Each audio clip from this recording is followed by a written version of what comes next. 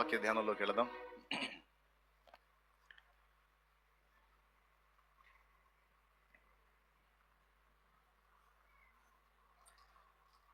Bible గ్రంథంలో నుండి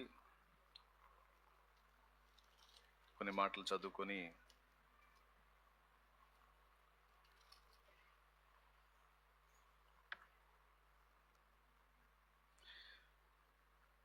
తిమోతికి రాసిన 2వ పత్రిక 4వ అధ్యాయము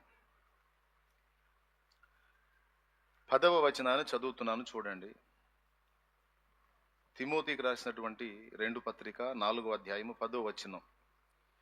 దేమా ఇహలోకమును స్నేహించి నన్ను విడిచి తెస్సలోనికకు వెళ్ళెను. మళ్ళీ ఒకసారి చదువుతున్నాను. దేమా ఇహలోకమును స్నేహించి నన్ను విడిచి తెస్సలోనికకు వెళ్ళెను. చిన్న మాట ప్రార్థన చేసుకుని దేవుని వాక్యాన్ని ధ్యానించుకుందాం. ప్రేమ కలిగిన మా మహాపరిశుద్ధ తండ్రి, ఘనుడవగు దేవా, నీకు స్తోత్రము. నీ దయాపూర్వక సంకల్పాన్ని బట్టి శుభవేళ మమ్మల్ని అందరినీ రీతిగా సమకూర్చి నాతో మాతో నా ప్రభువా నీ ఉన్నావు, పాటల ద్వారా నీ నామానికి మహిమ తెచ్చుకున్నావని నమ్ముతున్నాం. స్తోత్రము ప్రభువా. నీ వాక్యాన్ని ధ్యానింపనై నీ పాదాల చెంతకు వస్తున్నాం. దయచేసి నాతో మాతో మాట్లాడండి. ఉపదేశాన్ని అడ్డగింప చూసే సైతాను, దురాత్మ, దయ్యపు అంధకార శక్తుల ప్రభావము యేసునామములో బంధిస్తున్నాం. పూర్తిగా మీరే అధ్యక్ష స్థానం అందుండి మా అందరితో మాట్లాడుమని. నిదాసుడు అయోగ్యుడు, అల్పుడు నా ప్రభు, అల్పజ్ఞుడు, నిదాసుని మరుగు చేసి నీవే నీ స్వరము నీ బిడ్డలకు వినిపించు. నీ వాక్యమును పంపు, మా అందరినీ బలపరచమని, ప్రోత్సహించమని, ధైర్యపరచమని యేసు ప్రశస్త నామమున ప్రార్థించి విశ్వాసమును బట్టి స్వతంత్రించుకుంటున్నాము తండ్రి. ఆమెన్. మన ప్రార్థన విని జవాబిచ్చిన దేవునికి విశ్వాసంతో స్తోత్రాలు చెప్దామా? గట్టిగా చెప్పాలి. అలాగే ఈరోజు అందుబాటులోకి వచ్చిన లైవ్ వీక్షకులకు అందరికి కూడా హృదయపూర్వక వందనాలు తెలియజేస్తా ఉన్నాను. లైవ్ ద్వారా అనేక మంది జూమ్లో కనిపిస్తూ ఉన్నారు. మీ అందరిని బట్టి కూడా నా దేవునికి కృతజ్ఞతాస్తుతులు చెల్లిస్తున్నా, మీకు వందనాలు తెలియజేస్తా ఉన్నాను. అందరూ దేవుని వాక్యం మీద మనసు ఉంచండి. దేమా ఇహలోకమును స్నేహించి నన్ను విడిచి తెస్సలోనికకు వెళ్ళెను అనే మాట నేను మీకు చదివి వినిపించాను. దేమా పౌలుతో కూడా ఉన్న వాళ్ళల్లో ఒకడు.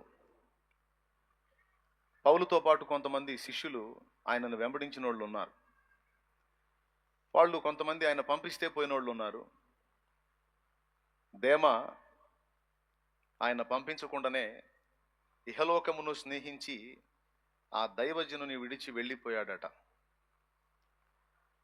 మరి ఏ ఉద్దేశంతో వచ్చాడో పౌలు వెంట, ఆ ఉద్దేశంలో తను నిలబడలేకపోయాడు. ఈ మాట పలుకుతున్నటువంటి దైవజనుడి హృదయంలో ఒక బాధ మనకి కనబడిద్ది. ఒక బాధ, ఒక వేదన. కొంతమంది వ్యవహరించే తీరు దేవుని ఎందలి విశ్వాసం ఉంచిన విశ్వాసంలే కాదు, సేవకుల్ని కూడా బాధించిద్ది, పీడించిద్ది. అన్ని వేదనల్లోనికి భయంకరమైన వేదన, ఎప్పుడు మనల్ని వేదనామయం చేసేటువంటి సాతాను ఉపయోగించేటువంటి ఒక తంత్రం నిరాశ. నిరాశ. ఈ నిరాశ ఎంత డేంజర్ అంటే మనలో ఉత్సాహాన్ని నాశనం చేసి, మనం దిగజారిపోయేటట్టు చేసి, విపరీతమైన ఆలోచనల్లోకి మనం వెళ్ళేటట్టు చేసింది ఈ నిరాశ. మనిషి జీవితంలో పరిస్థితులన్నీ ఎప్పుడు ఒకే విధంగా ఉండవండి. మనిషి జీవితంలో పరిస్థితులన్నీ ఎప్పుడు ఒకే విధంగా ఉండవు. కొన్నిసార్లు ఆనందమయంగా ఉంటాయి, కొన్నిసార్లు దుఃఖమయంగా ఉంటాయి. కానీ ఆనందమయంగా ఉన్నప్పుడు ఎగిరెగిరి సంతోషపడటం, గంతులేయటం, కొంచెం దుఃఖమయంగా ఉన్నప్పుడు నిరాశలోకి వెళ్ళిపోయి కృంగిపోయి ఇంకా లేవలేకుండా దిగజారిపోవటం అనేది రైట్ కాదు. నిరాశ, నిస్పృహ అనేది ఏ భక్తుని వదిలిపెట్టలేదంటే మీరు నమ్మగలరా? ఈ నిరాశ, కృంగుబాటు అనేది ఏ భక్తుని వదిలిపెట్టలేదంటే మీరు నమ్మగలరా? పోతే పోయాడు దేమా. దేమాని గురించి అంతెందుకు బాధపడాలి? తిమోతికి లెటర్ రాస్తా, లెటర్లో చెప్పాడు, దేమా నన్ను వదిలిపెట్టి వెళ్ళిపోయాడయ్యా, నువ్వు తొందరగా రా, నా దగ్గర లూకా మాత్రమే ఉన్నాడు, మిగిలిన వాళ్ళు కూడా మరో ప్రాంతానికి పంపించాను, వెళ్ళారు. దేమా నాతో పాటు ఉంటాడు అనుకున్నాను, ఇహలోకాన్ని స్నేహించి అతడు నన్ను వదిలిపెట్టి వెళ్ళిపోయాడు, నువ్వు త్వరగా నా యుద్ధకు వచ్చుటకు ప్రయత్నం చేయని తిమోతిని పిలుచుకున్నాడు. పౌలు ఆ మాట పలుకుతున్నప్పుడు నాకు తెలిసి బాగా వేదనతో ఆ మాట రాసి ఉంటాడు దేమాని గురించి. నిరాశ నిస్పృహ అనేది, వేదన అనేది ఏ భక్తుని వదిలిపెట్టలేదు, ఆఖరికి అది యేసయ్యను కూడా వదిలిపెట్టలేదు. మీరు నమ్మగలరా? ఇది యేసు ప్రభువుని కూడా ఈ నిరాశ అనేది టచ్ చేసింది. ఎక్కడో తెలుసా? కొన్నిసార్లు ఆయన కొంతమంది దగ్గర కొన్నిటిని ఆశించాడు, అవి దొరకనప్పుడు ఆయన అలా ఫీల్ అయిన అనుభవం కూడా మనకు తెలుసు. ఇన్ని కార్యాలు చూసిన తర్వాత యోహాను సువార్త 11వ అధ్యాయంలో లాజరు చనిపోయినప్పుడు మార్తా మరియలు వచ్చి యేసయ్య దగ్గర ఏడుస్తున్నప్పుడు, ఇన్ని అద్భుతాలు చేసిన ఇతడు చనిపోయిన వాణిని బ్రతికించలేడా అని వాళ్ళు పలికేటువంటి ఆ మాటలు ఒక్కసారి మనం చూడొచ్చు. అక్కడ ఆయన ఎలా స్పందించాడో చూడండి. యోహాను సువార్త 11వ అధ్యాయము 36వ వచనం చూడు. కాబట్టి యూదులు అతన్ని ఎలాగూ ప్రేమించినో చూడుడని చెప్పుకొనిరి. వారిలో కొందరు, ఆ గుడ్డివాని కనులు తెరిచిన ఈయన ఇతనిని చావకుండా చేయలేడని చెప్పిరి. చావకుండా చేయలేడా అని చెప్పిరి. యేసు మరలా తనలో తాను మూలుగుచూ సమాధి యొద్దకు వచ్చెను. యేసు మరలా తనలో మూలుగుచూ సమాధి యొద్దకు వచ్చెను. తనలో మూలుగుచూ ఎందుకు మూలిగాడు? ఎందుకు మూలగాల్సి వచ్చింది? ఎందుకు లోపల బాధపడ్డాడు? ఎందుకు బాధపడ్డాడండి? ఆ గుడ్డివాడి కన్నులు తెరచిన ఈయన ఇతన్ని చావకుండా చేయలేడా? చావకుండా చేయాల్సింది, కానీ చచ్చిపోయాడు అతను అని వాళ్ళు ఆయనని వ్యంగ్యంగా మాట్లాడుతున్నారు, విమర్శిస్తున్నారు. ఆ మాటలు విన్నప్పుడు ఆయన తనలో మూలుగుచు, ఎందుకు మూలుగుడు వచ్చింది? ఎందుకు అలాంటి బాధ వచ్చింది అంటే, దేవుని కార్యాలు ఒక పక్క చూస్తా కూడా మరో పక్క వాళ్ళు అలా మాట్లాడుతున్నప్పుడు, ఇంకెప్పుడురా మీరు విశ్వాసం ఉంచేది, ఇంకెప్పుడురా మీరు బాగుపడేదని ఆయన తనలో తాను మూలుగుతూ అక్కడికి వెళ్ళి ఒక అద్భుత కార్యాన్ని చేశాడు. దానికి ముందు ఆయన కన్నీళ్లు విడిచాడని రాస్తుంది. వాళ్ళు ఈ మాట అన్న తర్వాత ఆయన తనలో మూలుగుచూ వెళ్ళాడని రాస్తుంది. కొన్నిసార్లు మనల్ని బాగా కృంగుబాటు ఆవరించినప్పుడు, నిరాశ ఆవరించినప్పుడు మాటలు రావు, మూలుగులే వస్తాయి. దుఃఖం బాగా మన గుండె నిండినప్పుడు మూలుగులే వస్తాయి, మాటలు రావు. ఎందుకు దుఃఖపడ్డాడు? వాళ్ళ నుంచి ఆశించిన విశ్వాసం వాళ్ళ దగ్గర దొరకల. మరొకసారి అయితే ఆశ్చర్యపోయాడు. వారి అవిశ్వాసమునకు ఆయన ఆశ్చర్యపడెను అని మార్కు సువార్త 5లో ఒకసారి అది కూడా చూద్దాం. మార్కు సువార్త 5వ అధ్యాయం చూస్తే మనకి, దయచేసి 6వ అధ్యాయము 5వ వచనం, 6:5. అందువలన కొద్దిమంది రోగుల మీద చేతులుంచి వారిని స్వస్థపరచుట తప్ప మరి ఏ అద్భుతమును ఆయన అక్కడ చేయజాలకపోయెను. ఆయన వారి అవిశ్వాసమునకు ఆశ్చర్యపడెను. పైన అన్నాడు 4వ వచనంలో, అందుకు యేసు, ప్రవక్త తన స్వదేశమందు, తన దేశములోను, తన బంధువులలోను, తన ఇంటి వారిలోను తప్ప మరి ఎక్కడను ఘనహీనుడు కాడని చెప్పెను. దేవునికి స్తోత్రం కలుగును గాక. అంటే అక్కడ ఆయన తృణీకరించబడ్డాడు. దాన్ని బట్టి కూడా ఆయన ఆశ్చర్యపోయాడు. ఆయన దగ్గర దేవుడిచ్చినటువంటి కృప చాలా ఉంది. వాళ్ళు విశ్వాసం ఉంచితే పొందుకుంటారు, కానీ వాళ్ళు పొందుకునే పరిస్థితుల్లో లేరు. దాన్ని బట్టి కూడా ఆయన నిరాశపడి వారి అవిశ్వాసానికి ఆశ్చర్యపడ్డాడని రాస్తుంది. ఆశ్చర్యపోయాడు. 2. 3వ ఘట్టం, గెత్సమనే తోటలో సీమోను పేతురు దగ్గరకు వచ్చి, సీమోనో నీవును నిద్రించుచున్నావా అంటాడు. ఏమయ్యా, నీవు నిద్రపోతున్నావు, ఒక గడి అయినా మేలుకొని ఉండలేరా? అయ్యో, ఇలా కొన్ని సన్నివేశాలు మనం చూసినప్పుడు ఆయన సైతం వేదన పడ్డట్టు, అయ్యో యెరూషలేమా ప్రవక్తలను చంపుచూ ఉండుదానా, కోడి తన పిల్లల్ని రెక్కల కిందకి పిలిచినట్టు నేను మిమ్మల్ని పిలిచితిని, మీరు రానొల్లకపోతిరి. అక్కడ కూడా ఆయన ఏడ్చి, ఆ పట్టణమును చూచి దాని విషయమై ఏడ్చి, నిరాశ వచ్చేసింది. ఇంకా లేదు మీకు అవకాశం. ఈ నీ దినమందు అంటాడు, అంటే ఈ రోజుతో నీకు ఫైనల్. నీకు ఇచ్చిన సమయం అయిపోయింది, ఇక నీ ద్వారాలు ముయ్యబడుతున్నాయి. ఈ నీ దినమందైనను నువ్వు సమాధానకరమైన సంగతులు తెలుసుకుంటే ఎంత బాగుండు, నీ స్థితిని మార్చుకుంటే ఎంత బాగుండు, కానీ నువ్వు విననోళ్ళవు. ప్రభువు దర్శించిన కాలము నీవు ఎరగకుందువు అని అక్కడ కూడా బాధపడ్డాడు. ఇలా కొన్ని సన్నివేశాలు చూసినప్పుడు ప్రభువు కూడా కొన్నిసార్లు బాధపడ్డట్టు, నిరాశపడ్డట్టు, కొన్ని పరిస్థితులు చూసి ఆయన దుఃఖపడ్డట్టు స్పష్టంగా బైబిల్ గ్రంథంలో రాయబడి ఉంది. ఈ నిరాశ, నిస్పృహ అనేది భూమి మీద ఏ నరుని వదిలిపెట్టలేదు. దావీదును చూడు, దావీదు కూడా నిలుక ఇయ్యని అగాధ దొంగ ఊబి, నిలుక ఇయ్యని దొంగ ఊబిలోనికి నేను దిగిపోయి ఉన్నాను అంటాడు. ఏందా దొంగ ఊబి అంటే నిరాశ. నిరాశ నిస్పృహలో ఉండి కూడా పాటలు రాశాడు దావీదు. దావీదు కీర్తనలు చూస్తే తన పరిస్థితిని గురించి ఎంతో ఘోరంగా చెప్పుకుంటాడు. చాలా వేదనతో మాట్లాడతాడు కీర్తనల గ్రంథంలో. ఏలియాను చూస్తే రాజు దగ్గరికి పోయి శాపాన్ని ప్రవచించినటువంటి ఏలియా యెజబెలు వార్నింగ్ దెబ్బకి అరణ్యంలో ఒక దిన ప్రయాణం అంతా పోయి బదరీ వృక్షం కింద కూర్చొని ఏమన్నాడు? ప్రభువా యెహోవా, నా పితరుల కంటే నేనేమైనా ఎక్కువైన వాడనా? కాదు కదా, ఇక ఇంతే చాలు, నువ్వు నా ప్రాణమును తీసుకో అంటాడు. నా ప్రాణమును తీసుకో, నా ప్రాణమును తీసుకో, నా ప్రాణమును తీసుకో. ఇక్కడ ఈ మాట మీద దృష్టి పెట్టండి. చచ్చిపోవాలనుకున్నాడు. యెజబెలు చేతికి చిక్కానంటే ఆమె చేతులు ఎట్లానో చస్తాను, ఆ దుష్టురాలి చేతిలో చచ్చిపోయే కంటే నీవే నన్ను చంపేశాయి, ఇక నాకు ఇంతే చాలు, నా పితరుల కంటే నేనేం ఎక్కువైన వాడిని కాదు, వాళ్ళకంటే ఎక్కువ చేయడానికి ఇంతే చాలు, నన్ను చంపేశాయంటే దేవుడు చంపల ఏలియాని. నీ శక్తికి మించిన ప్రయాణం ఉన్నదని 2 సార్లు ఆహారం పెట్టి ఏలియా ప్రాణమును బలపరిచి ఏలియా ద్వారా జరిగించాల్సిన పనులు కొన్ని జరిగించి ఏలియాని ప్రాణముతోనే అలాగున ఆకాశమునకు ఆరోహణం చేశాడు దేవుడు. దేవునికి స్తోత్రం కలుగునుగాక.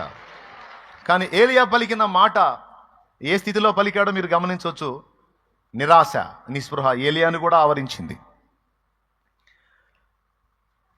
ఇప్పుడు ఈ విషయాన్ని మీకు ఎందుకు చెప్పాలని నేను ఆలోచించుకున్నానంటే, దేవుని ప్రేరేపణ పొందే నేను ఈ అంశాన్ని ఎత్తుకున్నాను. దేవుని ప్రేరణ లేకుండా నా సొంత ఆలోచనతో నేను ఈ అంశాన్ని ఎత్తుకోలేదు. దావీదును చూడండి, ఏలియాను చూడండి, ఎలీషా చివరి ఘట్టాన్ని చూడండి, మోషేను చూడండి, ప్రభువుతో సహా అందరూ కూడా కొన్ని ఘట్టాలలో, కొన్ని సందర్భాల్లో నిరాశకు లోనయ్యారు. అయితే నిరాశకు లోనైనా తిరిగి తిప్పుకున్నారు. నిరాశకు లోనైనా తిరిగి తిప్పుకున్నారు దేవుని మాటను బట్టి. కానీ కొంతమంది తిప్పుకోలేకపోతున్నారు. అది ఇప్పుడు ప్రాబ్లం. అర్థమైందా? నిరాశ ఊబిలోకి దిగి కొంతమంది బయటికి వచ్చారు, కొంతమంది బయటికి రాలేకపోతున్నారు. కృంగుబాటులో నుంచి కొంతమంది బయట పడ్డారు, కొంతమంది బయట పడలేకపోతున్నారు. పదే పదే పదే పదే ఆ పరిస్థితులను తలుచుకొని, ఆ వేదనలను తలుచుకొని ఇంకా ఇంకా అంతకంత కృంగిపోతున్నారు. కానీ పైకి లేచే పరిస్థితి వారిలో కనబడట్లా. సామెతల గ్రంథంలో మాట అంటాడు, శ్రమ దినమున నీవు కృంగిన ఎడల చేతగాని వాడవగుదువు. దేవునికి స్తోత్రం. ఎక్కడన్నాడు ఆ మాట? సామెతలు అన్నాడా? సామెతలు 24:10. చూడు. శ్రమ దినమున నీవు కృంగిన ఎడల, శ్రమ దినమున నీవు కృంగిన ఎడల నీవు చేతకాని వాడవు, నీవు చేతకాని దానవవుతావు, చేతగాని వాడవవుతావు. అంటే కృంగుబాటు, నిరాశలో మనం అలాగనే కూర్చుండిపోతే మనం చేయగలిగినవి కూడా చేయలేకుండా నిస్సహాయులమైపోతాం, దెబ్బతింటాం. అందుకే దేవుని వాక్యం గట్టిగా చెప్తుంది, శ్రమ దినమున నీవు కృంగుబాటు నీకు ఎదురైద్ది, కానీ కృంగటానికి అవకాశం ఇవ్వద్దు, కృంగుదలకు ఛాన్స్ ఇవ్వద్దు, నిరాశకు ఛాన్స్ ఇవ్వద్దు. ఒకవేళ అది నిన్ను ఆవరించినా దాన్ని చీల్చుకొని బయటికి రా. బయటికి రావాలని నాకు ఉందన్నయ్య, కానీ నా వల్ల కావట్లేదు. ఎంత బయటపడదామన్నా నా వల్ల కావట్లేదు. ఏ విధంగా బయటపడాలో, ఎలాంటి ఆలోచన చేసి బయటపడాలో నాకు అర్థం కావట్లేదు అని కొంతమంది లోకంలో ఉన్నాళ్ళు, కొంతమంది దేవుల్లో ఉన్నాళ్ళు కూడా ఈ కృంగుబాటులో నుంచి, వేదనల్లో నుంచి బయటపడటానికి పాపం ఆలోచిస్తుంటారు, కానీ దారి దొరకక అందులోనే అణగారిపోయి చివరికి జబ్బుల పాలైపోయి, వ్యసనాల పాలైపోయి, బలహీనతల పాలైపోయి ప్రాణాలు కూడా కోల్పోతారు. కొంతమంది అయితే ఆత్మహత్యల వైపుకి వెళ్ళిపోతారు, ప్రాణాలు తీసుకుంటారు, ఆత్మహత్యలు చేసుకుంటారు. ఆ కృంగుబాటులోంచి బయట పడలేక, ఆ నిరాశ నిస్పృహల్లోంచి బయట పడలేక చచ్చిపోదామని నిర్ణయించుకొని ప్రాణాలు తీసేసుకున్న వాళ్ళని కూడా నేను చూశాను. అంత డేంజర్ అది. ఎంతమంది ఒప్పుకుంటారు అది వాస్తవమే అన్నోళ్ళు చేతులు ఎత్తండి. నిజమే. మరి జీవితంలో ఎదురుగాకుండా ఉంటాయా కృంగిపోయే పరిస్థితులు? తప్పనిసరిగా ఎదురవుతాయి. అవి భక్తులకు తప్పలేదు, ప్రభువుకి తప్పలేదు, మనకు కూడా తప్పవు. అయితే అందరికీ ఒకే విధమైన సమస్య కాకపోయి ఉండొచ్చు, కానీ ఒక్కొక్కరికి ఒక్కొక్క టైపు సమస్య, ఒక్కొక్కరికి ఒక్కొక్క విధమైన సమస్య. ఆ సమస్యలను బట్టి ప్రతి మనిషి జీవితంలో కృంగుబాట్లు అనేవి తప్పనిసరిగా ఎదురవుతాయి. ఏదో ఒక కారణాన్ని బట్టి, వారి అవిశ్వాసాన్ని బట్టి ప్రభు వేదన పడ్డాడు, వారి శరీర బలహీనతను బట్టి ప్రభు వేదన పడ్డాడు, వారు మారు మనసు పొందకపోవటను బట్టి ప్రభు వేదన పడ్డాడు, నిరాశపడ్డాడు. అదొక కొన్ని కారణాలను బట్టి ప్రభు యెజబెలు చంపుతానన్న మాటను బట్టి ఏలియా నిరాశపడ్డాడు. తను ఏ తప్పు చేయకపోయినా అన్యాయంగా తన ప్రాణాన్ని తీయడానికి తరుముతున్న సౌలు యొక్క దాడిని బట్టి దావీదు వేదన పడ్డాడు. నేను ఎంతో ఆశించాను నాకేదో జరిగిద్దని, కానీ నా ప్రాణం తీయడానికి వెంటబడుతున్నాడు, ఇది ఎక్కడ న్యాయం అని పాపం చాలా దుఃఖపడ్డాడు. ఓ సందర్భంలో తనతో కూడా ఉన్న వాళ్ళందరూ ఒక యుద్ధానికి పోయినప్పుడు వాళ్ళు వచ్చేసరికి శత్రువులు వచ్చి వీళ్ళ కలిగినంత దోచుకొని సమస్తాన్ని తీసుకొని వెళ్ళిపోతారు తగలబెట్టేసి. అప్పుడు చాలా కృంగిపోతాడు దావీదు. ఒక్కొక్కడు ఒక్కొక్క కారణాన్ని బట్టి. పౌలు అయితే దేమా ఇహలోకమును స్నేహించి నన్ను వదిలిపెట్టి వెళ్ళిపోయాడు. దేమా వెళ్ళుటను బట్టి పౌలు వేదన పడ్డాడు. ఈరోజు నువ్వు ఏదో ఒక కారణాన్ని బట్టి నీ హృదయంలో కొంత వేదనను కలిగి ఉండొచ్చు. ఓసారి ఒక తల్లి నా దగ్గరకు వచ్చింది ఈ మధ్య కాలంలోనే ఒక తల్లి ఒక యవనస్తుడి ఫోటో చూపించింది. వాడికి మొత్తం చిన్నోడికి వయసు మొత్తం ఓ 18 ఓ 19 సంవత్సరాలు కూడా ఉండి లేనట్టు ఉన్నాయి. ఓ 18-19 ఏళ్ళు కూడా లేవు, చిన్న వయసు వాడే. ఓ 17-18 ఉంటాయి అంతే. ఆ చిన్నోడి ఫోటో చూపించి, వీడు నా కొడుకన్నా, ఇప్పుడు వీడు లేడు అని ఏడ్చింది. ఎందుకమ్మా, ఎందుకు లేడు? వీడు రైలు కింద పడ్డాడన్నా, ముక్కలు ముక్కలు అయిపోయాడు. ఎందుకు రైలు కింద పడ్డాడు? ఎందుకు పడ్డాడంటే వాడు ఒక అమ్మాయిని ప్రేమించాడు, ఆ అమ్మాయి వేరే వాడిని చేసుకోవడానికి సిద్ధపడింది, లవ్ ఫెయిల్ అయిందన్న వాడికి, దాన్ని బట్టి వాడు ఆ పని చేసుకున్నాడన్నా అని బోర్ని ఏడ్చింది.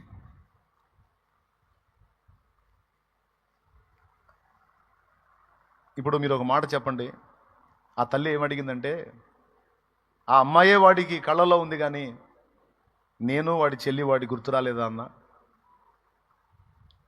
వాడి చెల్లుందన్న, నేనున్నాను, 9 మాసాలు మోసి కని పెంచి పెద్ద చేశాను కదా. అరే నేను నా ప్రాణం తీసుకుంటే మా అమ్మ ఏమైద్దో, మా చెల్లి ఏమైద్దో, దిక్కులేనివాళ్ళు అయిపోతారు కదా అని వాడు అనుకోవాలి కదా. వాడు అనుకోలేదన్న, ప్రాణం తీసుకున్నాడని బోర్ నేర్చింది. ఓసారి ఓ భర్త వచ్చాడు.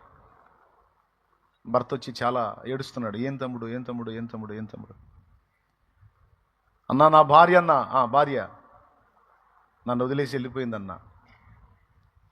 ఆహా, వెళ్ళిపోతే ఏమైందిలే, ప్రార్థన చేద్దాం మళ్ళీ వచ్చిదిలే అంటే, ఇంక వచ్చేటట్టు వెళ్ళిపోలేదన్నా. అదేందయ్యా, పుట్టింటికి కాదన్న వెళ్ళిపోయింది, మరి ఎలా? వేరే వాడిని తీసుకుని వెళ్ళిపోయిందన్న.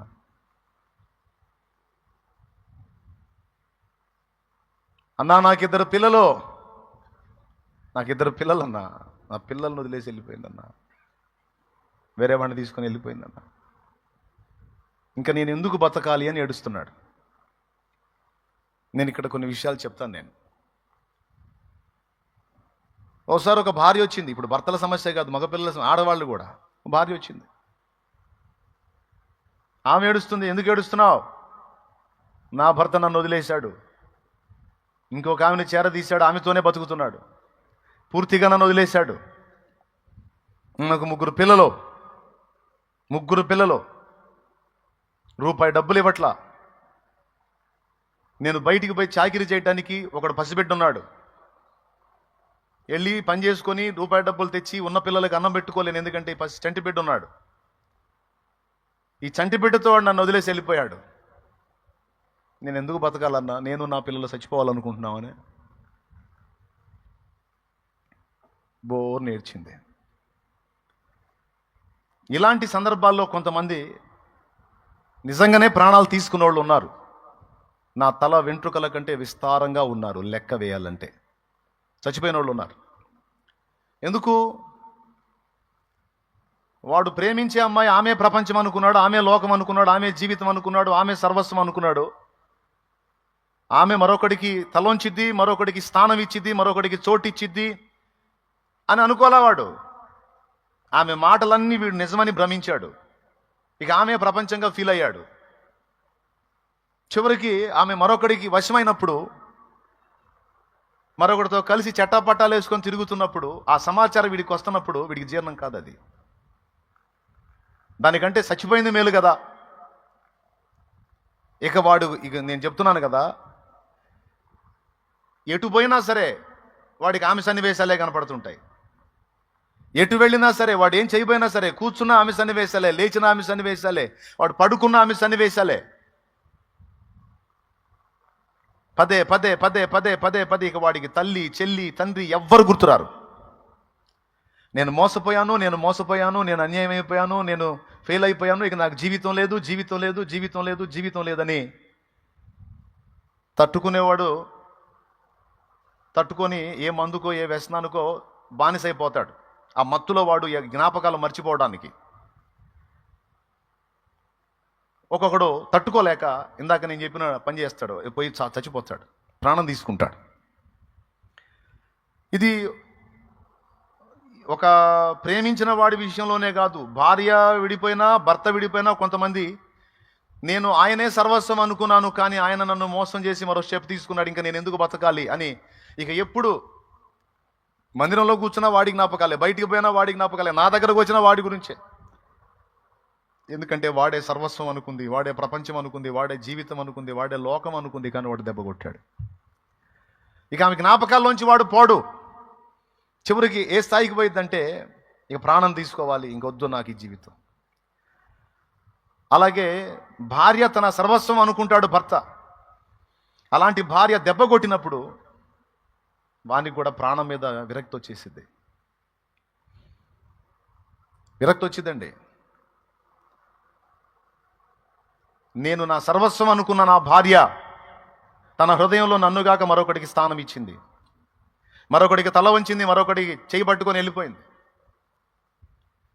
అంటే ఇప్పటిదాకా అది నాకు కపట ప్రేమ చూపించింది, కపట నాటకం ఆడింది అనేది జీర్ణం కాక చచ్చిపోవాలనుకుంటాడు.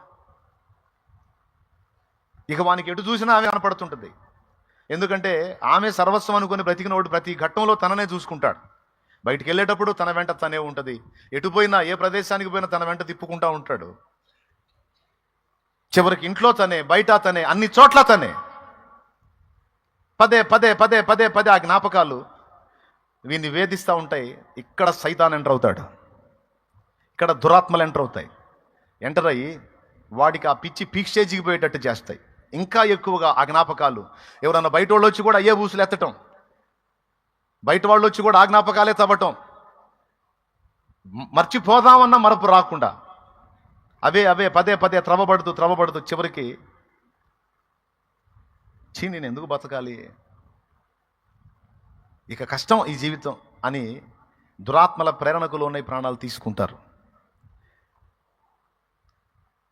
కొంతమంది ఈ అక్రమ సంబంధాల ద్వారా కాకపోయినా నాకు ప్రేమ దొరకలేదు, నేను ఎందుకు బతకాలని కుటుంబంలో ఆశించిన ప్రేమ దొరకక కొంతమంది నిరాశకి వెళ్ళిపోయి కృంగిపోయి చచ్చిపోవాలనుకుంటారు. కొంతమంది తల్లిదండ్రుల ప్రేమ దొరకలేదు, నేను చచ్చిపోతాను అనుకుంటారు. చదువుకున్న పిల్లలు ఎక్కువ శాతం మంది ప్రాణాలు తీసుకుంటున్న కారణం అదే. చదువు చదువు చదువు చదువు చదువు చదువు అని మా అమ్మ మా నాన్న నన్ను చావు కొడుతున్నారు. వెళ్ళిన దగ్గర వాళ్ళు చావు కొడుతున్నారు. కనీసం నేను ఒక మనిషిని, నాకు ఒక మనసు ఉంది, నాకంటూ ఒక ఆనందం ప్రశాంతత అనేది ఉంటుంది అనే ఆలోచనే వాళ్ళకి లేకుండా నీ future future future future future అని చదువు చదువు చదువు అని బరువైన కాడి నా మెడ మీద వేసి నన్ను ఒక యంత్రంలా భావించి నీ బంగారు భవిష్యత్తు బంగారు భవిష్యత్తు బంగారు భవిష్యత్తు అని ఇప్పుడున్న జీవితం, నేను ఆనందంగా కాస్తో కూస్తో గడిపే జీవితం అంతా నాకు వేదనామయం చేసి పెడుతున్నారు. నేను ఎందుకు బతకాలి? స్కూల్లో కాలేజీలో వీళ్ళు అర్థం చేసుకోవటలా, ఇంటికి పోతే వాళ్ళు అర్థం చేసుకోవటలా. ఎవరు నన్ను ప్రేమించి నన్నుగా అర్థం చేసుకుని నా మనసుని గుర్తించే వాళ్ళు ఒక్కళ్ళు కూడా నాకు కనబడట్లేదని కాలేజీల్లో ఫ్యాన్స్ కూరేసుకుంటున్న పిల్లలు లేకపోలేదు. బిల్డింగ్స్ మీద నుంచి దూకి చనిపోతున్న పిల్లలు లేకపోలేదు.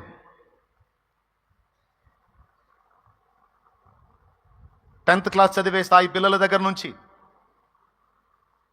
తల్లిదండ్రుల ప్రేమ కొరబడి, తల్లిదండ్రుల ప్రేమ దొరకక, అంటే వాళ్ళు ప్రేమ గల్లోళ్ళే కానీ ఆ ప్రేమను చూపించడం, ప్రేమను వ్యక్తపరచడం వీళ్ళకి తెలియచావదు.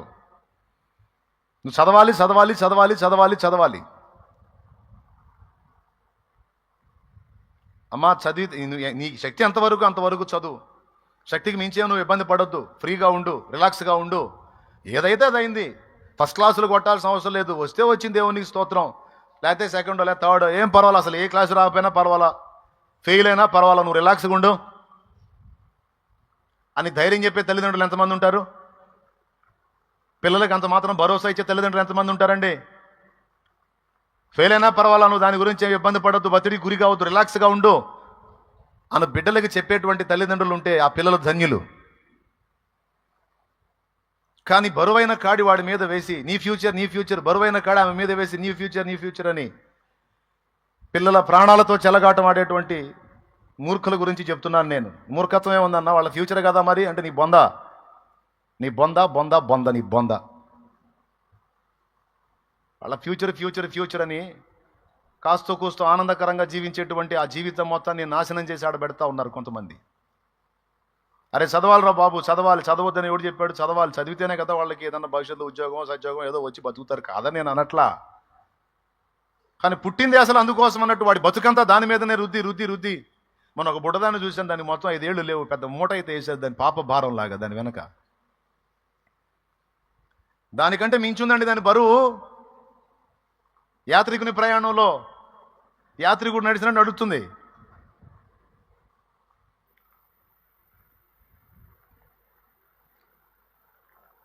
చదవకపోతే ఎట్లన్నా, చదవాలి కదన్నా, చదివించమ్మా కాదంటలేదు, కానీ కొంచెం భరోసా అయ్యమ్మా, కొంచెం ధైర్యపరచండి ఆయన. ఎగ్జామ్స్ టైం ఇది, ఎగ్జామ్స్ టైం ఇది. భయం ఏం చేసిందో తెలుసా? జాగ్రత్త జాగ్రత్త జాగ్రత్త అంటే బాగా నడిచేవాడు కూడా పడతాడు. నేను చెబుతున్నాను, నా దగ్గరికి ప్రార్థన చేసుకోవడానికి వచ్చిన వాళ్ళందరూ నేను అదే చెప్తాను, ఏమైతే అదే రాసే, నేను అదే చెప్తా, ఏమైతే అదే రాసే. నువ్వు ఇలా అంటున్నావు అన్న, మమ్మీ డాడీ ఒప్పుకోవట్లేదన్నా, అలా ఫస్ట్ క్లాస్ కొట్టాల్సిందే నువ్వు అంటారన్న, చాలా టెన్షన్గా ఉందన్న, నీ గుండె దడతో చెప్తుంది పాపం. ఏం చెప్పాలా నేనే వాళ్ళ అమ్మ నాన్న కాదుగా. అందుకే తల్లిదండ్రులు చెప్తున్నాను నేను, అన్యాయంగా పిల్లల్ని చంపుకోవద్దు, పిల్లల ప్రాణాలతో చెలగాటం ఆడొద్దు. పద్దాకల నిన్ను ఒక వ్యక్తి అరెస్ట్ చేస్తా ఉంటే నీకెంత ఇబ్బందిగా ఉంటుందో, చదువు వంకతో నీ పిల్లల్ని నువ్వు ఒత్తిడి గురి చేస్తుంటే వాళ్ళకంతే ఉంటుంది.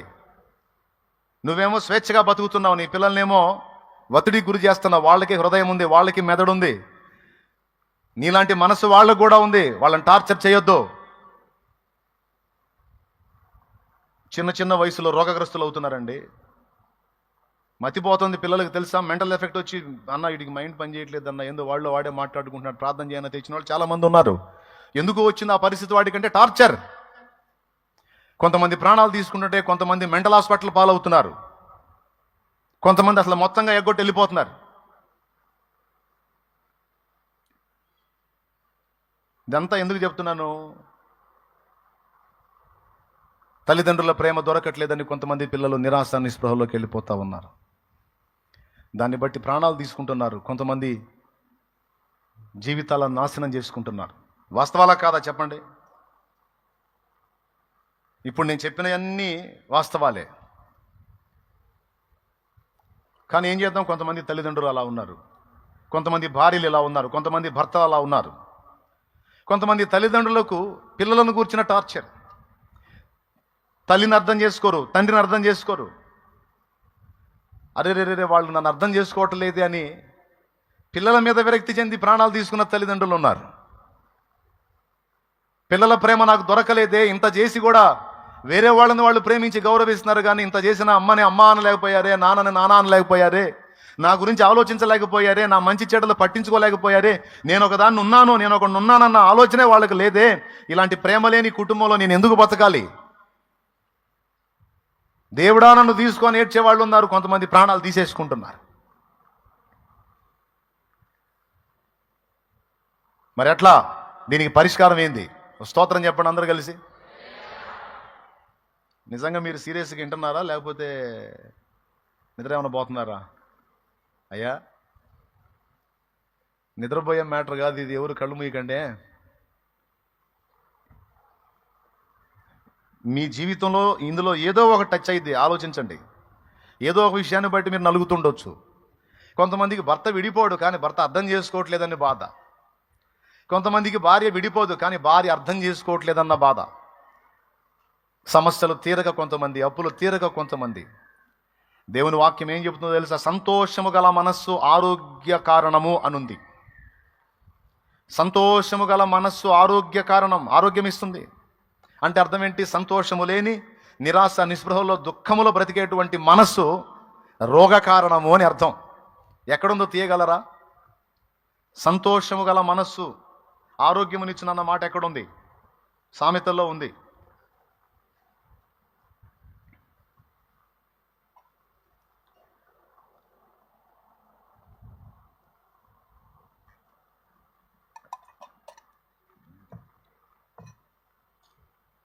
దేవునికి స్తోత్రం కలుగును గాక. దొరకలేదా? 17వ అధ్యాయం 22వ వచనం చదువు చూడు ఒకసారి. సంతోషము గల మనస్సు ఆరోగ్య కారణము, నలిగిన మనస్సు ఎముకలను ఎండిపోజేయును. ఎముకలు ఎండిపోతాయి. ఎప్పుడు ఎండిపోతాయి? జబ్బు వచ్చినప్పుడు ఎండిపోతాయి ఎముకలు. అక్కడే ఉంది చూడండి. సంతోషము గల మనస్సు ఆరోగ్య కారణము అంటే నలిగిన మనస్సు ఎముకలను జబ్బుకు కారణం అని అర్థం. మరి అట్లయితే నలిగిన మనసు నాకు ఇష్టం అన్నాడుగా, విరిగిన మనస్సు నాకు ఇష్టం అన్నాడుగా, అక్కడ నేను ఉంటాను అన్నాడుగా. అంటే ఇప్పుడు జబ్బు వాళ్ళు ఇష్టం ఆ దేవుడికి? మరి నలిగిన మనసు జబ్బు కారణం అన్నాడు ఇక్కడ. సంతోషము గల మనస్సు ఆరోగ్య కారణం అన్నాడు. అంటే వేదన పడుతున్న మనసు జబ్బుకు కారణం. నలిగిన మనస్సు ఆయన ఎవరికి ఆసన్నుడు? విరిగి నలిగిన హృదయం గలవారికి యెహోవా ఆసన్నుడు. నలిగిన వారి యొద్దను, వినయము గల వారి యొద్దను వారి ప్రాణాన్ని ఉజ్జీవింపజేయడం నేను వారి దగ్గర నివసిస్తున్నాను అన్నాడు. ఇక్కడ విషయం ఏంటంటే, నలిగిన మనస్సు గలవారు నాకు ఇష్టం అంటే అర్థం ఏంటంటే వాళ్ళ బతుకంతా నలిగిపోయి అట్లనే ఉండాలని కాదు. నలిగిన మనస్సు గలవారి యొద్దకు ఆయన వచ్చి వారి ప్రాణమును ఉజ్జీవింపజేసి వారిని ధైర్యపరిచి ప్రోత్సహించి నిలబెడతాడు. అన్ని విషయాలలో నలిగిపోయి ఎవరి మీద ఆధారపడకుండా దేవుని వైపు చూసేవాడు ధన్యుడు. దేవునికి స్తోత్రం కలుగును గాక. ఇప్పుడు ఈ సమస్యల నుంచి బయటపడటానికి దేవుడు ఏం మాట్లాడుతున్నాడో ఒకసారి చూద్దాం. దేవుడు నాతో మాట్లాడిన మాట, మనతో మాట్లాడిన మాట, గ్రంథంలో కూడా మాట్లాడిన మాట. ఇప్పుడు రకరకాల కారణాల చేత రకరకాల సాకులు చూసుకొని నిరాశ నిస్పృహలోకి నెట్టబడి కృంగుబాటులో ఉండేటువంటి ప్రజలందరికీ కూడా చెప్తున్నాను. ఇప్పుడు మొట్టమొదటి నుంచి వద్దాం మళ్ళా వరుసగా. వీడు ఎంతో ఇష్టపడ్డాడు ఒక అమ్మాయిని, ఆ అమ్మాయి వాడిని వదిలేసి వేరే వాడిని పెళ్లి చేసుకుంది అనుకుందాం. ఇక వీడేం కావాలి? దేవదాసు కావాలా? సారాయికి దాసు కావాలా? బ్రాంతికి దాసు కావాలా? దేనికి దాసు కావాలి? వాడి మందు తాగడానికి అలవాటు పడతాడు, ఎవడో ఒకటి దరిద్రుడు తయారవుతాడు, తాగితే మత్తులో నిద్రపోతావురా, ఇంకా నీకు ఆలోచనలు ఉండవు అని కొంచెంగా తాగటం అలవాటు అయిపోయి చివరికి వాడి బ్రతికంతా తాగుడుతోనే తెల్లార్చుకుంటాడు. వాడు మొదలుపెట్టిన కారణం ఏంటి? మనసు కృంగింది. ఎందుకు కృంగింది? వాడు అనుకున్న ఆమె ఇంకొకరిని పెళ్లి చేసుకుంది, అందుకని ఇక వీడు ఇట్లా అయిపోయాడు. ఇప్పుడు నా జవాబు ఏంటంటే, నువ్వు దానిలో నుంచి బయట పడాలి అంటే నా జవాబు ఏంటంటే, నువ్వు కొద్దిగా మైండ్ గల్లోడు అయితే నా మాట విను. ఇది లైవ్లో అనేక మంది వీక్షిస్తూ ఉంటారు, తర్వాత కూడా ఇది అనేక మందికి చేరిది కాబట్టి చెప్తున్నాను, అందరికీ తెలియాలి, చేరాలనే. నువ్వు నిజంగా ప్రేమించావు, నువ్వు నిజంగా ఆ మనిషిని అర్థం చేసుకొని ఆ మనిషే ప్రపంచం అనుకున్నావు. ఇప్పుడు నువ్వు నీ నుండి వచ్చేటువంటి స్పందనల వల్ల ఏమర్థమవుతుందంటే నువ్వు నిజమైన ప్రేమికుడివి. కానీ నీలాంటి నిజమైన ప్రేమికుడిని వదిలేసి మాయ మాటలు చెప్పేవాడిని, మాయ కథలు చేసేవాడిని ఆమె సొంతం చేసుకుంది అనుకో. దరిద్రులెవరు?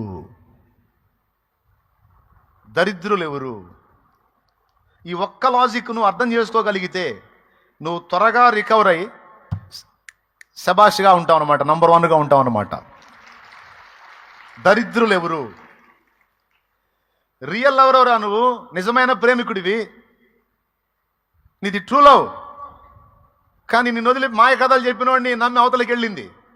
కొద్ది రోజుల్లో సినిమా కనపడేది, డౌటే లేదు అందులో. ఎందుకంటే వాడు మాయోడు. ఆ పై ఆకర్షణలను బట్టి మాయ చేశాడు, వశపరుచుకున్నాడు. తప్పకుండా వాడు టార్చర్ తప్పకుండా చూపిస్తాడు. బ్రతుకంతా నీలాంటి నీతిమంతుణ్ణి, నీలాంటి నిజమైన ప్రేమికుణ్ణి కోల్పోయినందుకు ఆ పనికి మాలింది ఏడవాలి. అది శాపగ్రస్తురాలు, అది దరిద్రురాలు, అది భ్రష్టురాలు. ఇదేంద్రా రివర్సు?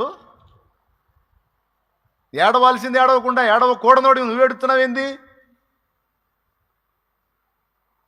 నిన్ను కోల్పోయినందుకు ఎందుకురా నాకు ఈ బతుకు అనుకోవాల్సింది వదిలిపెట్టి అదో ఆయన అనుకోవాల్సింది వదిలిపెట్టి నువ్వు అనుకుంటున్నావు ఏంద్రా పిచ్చోడా?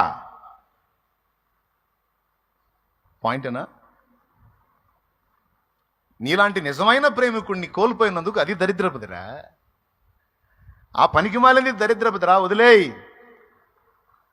అరే ఇంత మంచి వ్యక్తిని నేను కోల్పోయానని బతుకంతా దుఃఖపడేటట్టు సవాల్కరంగా బతుకురా పనికి మాలోడా అని చెబుతున్నాను నేను. దేవునికి స్తోత్రం కలుగును గాక. హల్లెలూయా. ఏమంటావు? పాయింట్ ఏనంటావా? ఎట్లా బతకాలి? వీడి ఫీలింగ్ ఏందో చెప్పి సైతాను ఎట్ట మోసం చేశాడు తెలుసా? నువ్వు ఏడుపు మొహం వేసుకొని దిగజారిపోయి నరాలు వీక్నెస్ వచ్చిన వాళ్ళగా మందు వేసుకొని ఆమె ఇంటి ముందు తిరుగుతూ ఉండరా. నిన్ను చూసి ఆమె కుమిలి అది సినిమాల్లో జరిగిద్దిరా పిచ్చోడా. రియల్ లైఫ్లో ఏమీ జరగదు అట్లా. నువ్వేదో దిగులు పడి, విచారపడి, కృంగిపోయి, కుమిలిపోయి, తాగుబోతుపోయి ఏదో అయిపోతుంటే ఆమె ఏదో నీ కోసం వచ్చి నీకేదో జీవితాన్ని ఏం నడవవు. అదంతా సాతాను చేసిన మోసం. ఈరోజు యవనస్తులు ఇలా బలైపోతున్నారు కాబట్టి పచ్చిగా చెప్తున్నాను నేను. ఎవడు ఏమన్నా అనుకోని నాకు అనవసరం, నేను చెప్పాలి, చెప్తున్నా. నా భార్య పోయిందన్న నేను చాలా జాగ్రత్తగా ప్రేమించాను, ఎంతో జాగ్రత్తగా చూసుకున్నానంటే నీలాంటి నీతిమంతుణ్ణి ఇంత ప్రేమ కలిగిన భర్తను వదిలిపెట్టిపోయిందంటే నువ్వు దరిద్రుడివి కాదురా. నీలాంటి నీతిమంతుడిని వదిలిపెట్టి ఒక మాయోడి వెంట పోయినా అది దరిద్రపదే. దాని కర్మ అది మోసి దాగో. రేపు నెత్తి నోరు కొట్టుకుంటుంది. ఏమన్నా తెలుసా? నా భర్త దేవుడయ్యో, నా భర్త దేవుడని. ఇక దేవుడన్నా లేదు, గీవుడన్నా లేదు. మంచి హృదయం కలిగిన వాడివి, మంచి ప్రేమ కలిగిన వాడివి, నువ్వు దేవుని పాదాలు పట్టుకుంటే తప్పకుండా నీకు మరో జీవితాన్ని నా దేవుడు ఇస్తాడు నీకు.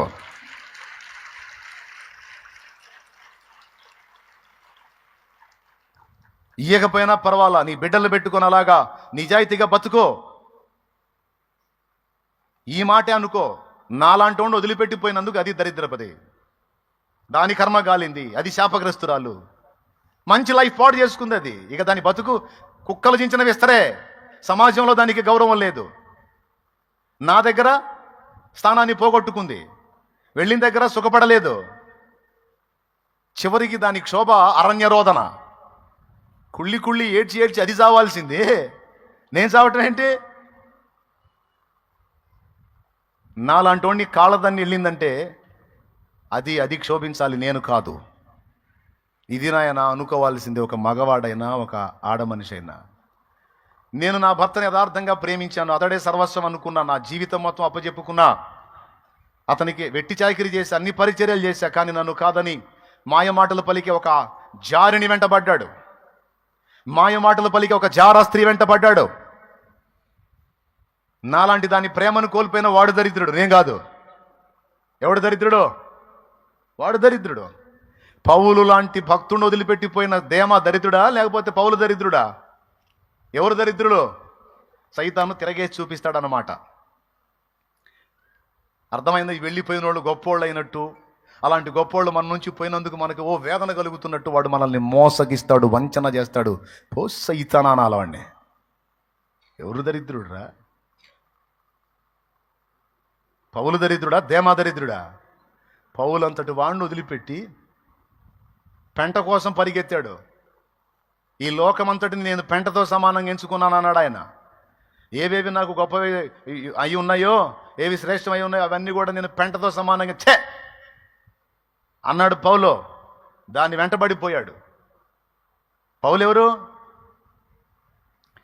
నీతి కిరీటం దర్శనముగా దర్శించిన పరిశుద్ధ పౌలుకు, నీతి కిరీటం దర్శనముగా దర్శించిన పరిశుద్ధ పౌలుకు విశ్వాసము కాచినావు, జయ జీవితము నీచినావు.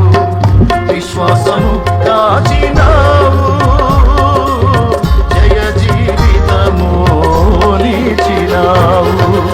సర్వోన్నతుడా నీవే నాకు ఆశ్రయ దుర్గము, సర్వోన్నతుడా నీవే నాకు ఆశ్రయ దుర్గము. ఎవరు లేరు నాకు ఇలలో, ఎవరు లేరు నాకు ఇలలో, ఆదరణ నీవేగా, ఆనందం నీవేగా, ఆదరణ నీవేగా, ఆనందం నీవేగా. సర్వోన్నతుడా నీవే నాకు ఆశ్రయ దుర్గము. దేవునికి స్తోత్రం కలుగును గాక. హల్లెలూయా. ఏమంటారు ప్రియులారా? ఏమనుకోవాలి?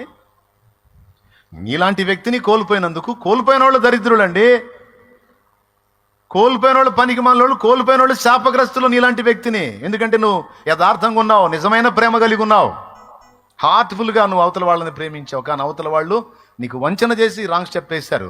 వేసినప్పుడు ఎవరు దరిద్రులు? నీలాంటి మంచి వ్యక్తిని కోల్పోయినందుకు వాళ్ళు దరిద్రులు. అండ్ పాపం చేసి శాపాన్ని తెచ్చుకున్నారు కనుక వాళ్ళు దరిద్రులు. వాళ్ళు దాని ఫలితాన్ని తప్పకుండా అనుభవిస్తారు. తప్పకుండా ఓ ఓ ఓ ఓ ఓ అని ఏడుస్తూ ఏడుస్తూ చచ్చిన వాళ్ళని చాలా మందిని చూశాను నేను, వాళ్ళు చేసిన బుద్ధిహీనమైన పనులకి. ఎందుకు కృంగిపోవాలి? ఎందుకు ఆత్మహత్య చేసుకోవాలి? యవనస్తుడా, నీలాంటి నిజమైన ప్రేమికుడిని ఆమె కోల్పోయినందుకు అది దరిద్రపు పనికి మాలింది. నువ్వెందుకు చావాలి నాయనా? నువ్వెందుకు చావాలి? నీలాంటి వాడిని కోల్పోయినందుకు సస్తగిస్తే అది చావాలి. నువ్వెందుకు చావాలరా? నువ్వు బతకాలి, నువ్వు బతకాలి. నిన్ను ప్రేమించి నీవే సర్వస్వం అనుకున్న నీ తల్లిదండ్రి కోసం నువ్వు బతకాలి. నువ్వే తమ ప్రపంచం అనుకున్న నీ తోడబుట్టిన వాళ్ళ కోసం నువ్వు బతకాలి. వీటన్నిటికంటే ముఖ్యంగా నిన్ను ప్రేమించి నీకై ప్రాణం పెట్టిన యేసు వైపు చూసి ఆయన నిమిత్తం నువ్వు బతకాలి, బతకాలి, బతకాలి. ఆయన కోసం బతకాలి, ఆయన నిమిత్తం బతకాలి. నీకు బెటర్ లైఫ్ నా దేవుడు ఇస్తాడు. నీవు స్త్రీవైనా పురుషుడైనా నీకు బెస్ట్ లైఫ్ నా దేవుడు ఇస్తాడు. ఆయన రెక్కల నీడలో నీకు ఆశ్రయం ఇస్తాడు. ఆయన రెక్కల నీడలో నీకు జీవితాన్ని ఇస్తాడు. ఆయన జీవితాన్ని ఇస్తాడు. ఎవడా ఎవడా కానీ ఇలాంటి ఆలోచనలు రానిడే సైతాను. అయ్యో నేను పోగొట్టుకున్నాను, అయ్యో నేను పోగొట్టుకున్నాను, అయ్యో నేను కోల్పోయాను, అయ్యో నేను ఏంద్ర నీ బొంద కోల్పోయింది. ఒక మోసగత్తె, ఒక వంచకురాలు నీ లైఫ్లో నుంచి దేవుడు తొలగించాడు రా బాబు. దరిద్రం పోయింది నీకు. అయ్యో నేను పోగొట్టుకున్నా. ఓ పిచ్చిదానా, ఒక మోసగాడిని, ఒక వంచకుడిని నీ జీవితంలో నుంచి వదిలించుకున్నావు. పిచ్చిదానా, దరిద్రం పోయింది నీకు. చచ్చిపోతున్నారు, అందుకని చెబుతున్నాను నేను ఈ విషయాలు. అర్థమైందా? చచ్చిపోతున్నారు.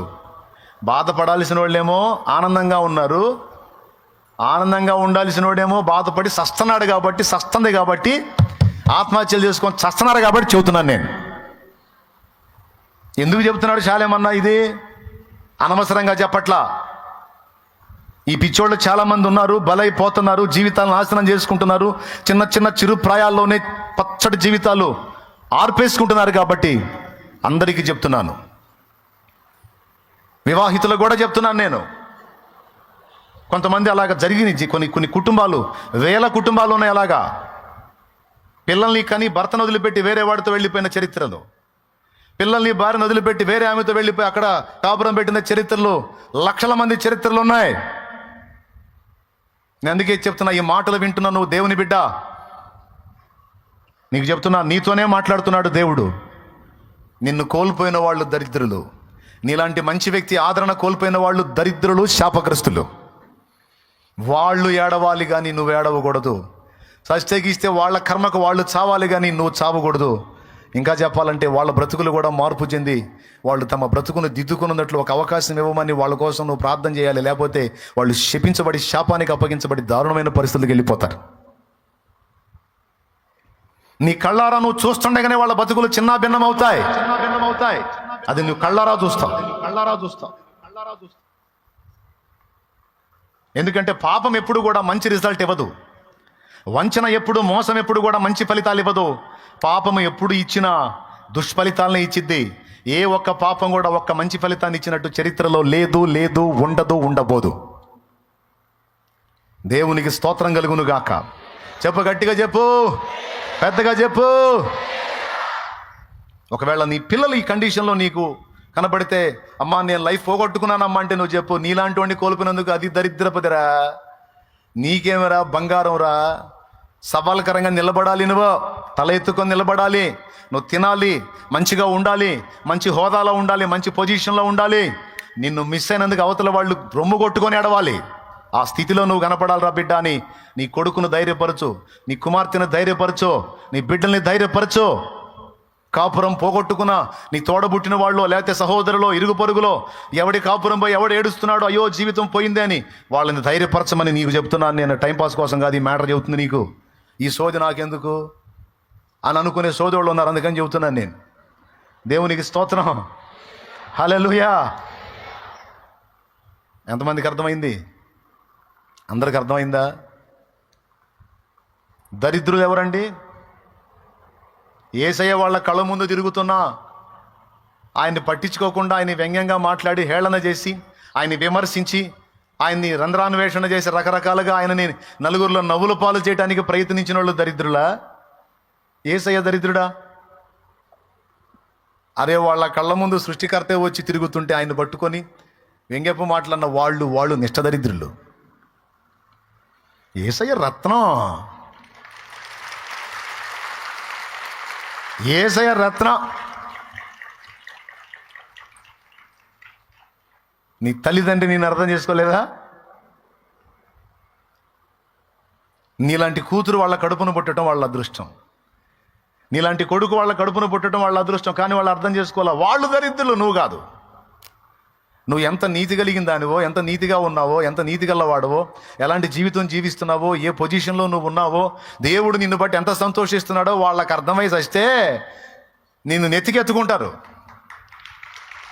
వాళ్ళకి అర్థం కాలేదంటే అర్థం చేసుకోలేని వాళ్ళు దరిద్రులు. కానీ వాళ్ళ ప్రేమ దక్కనందుకు నువ్వు దరిద్రురాలివి కావు. నువ్వు దేవుని బిడ్డవి.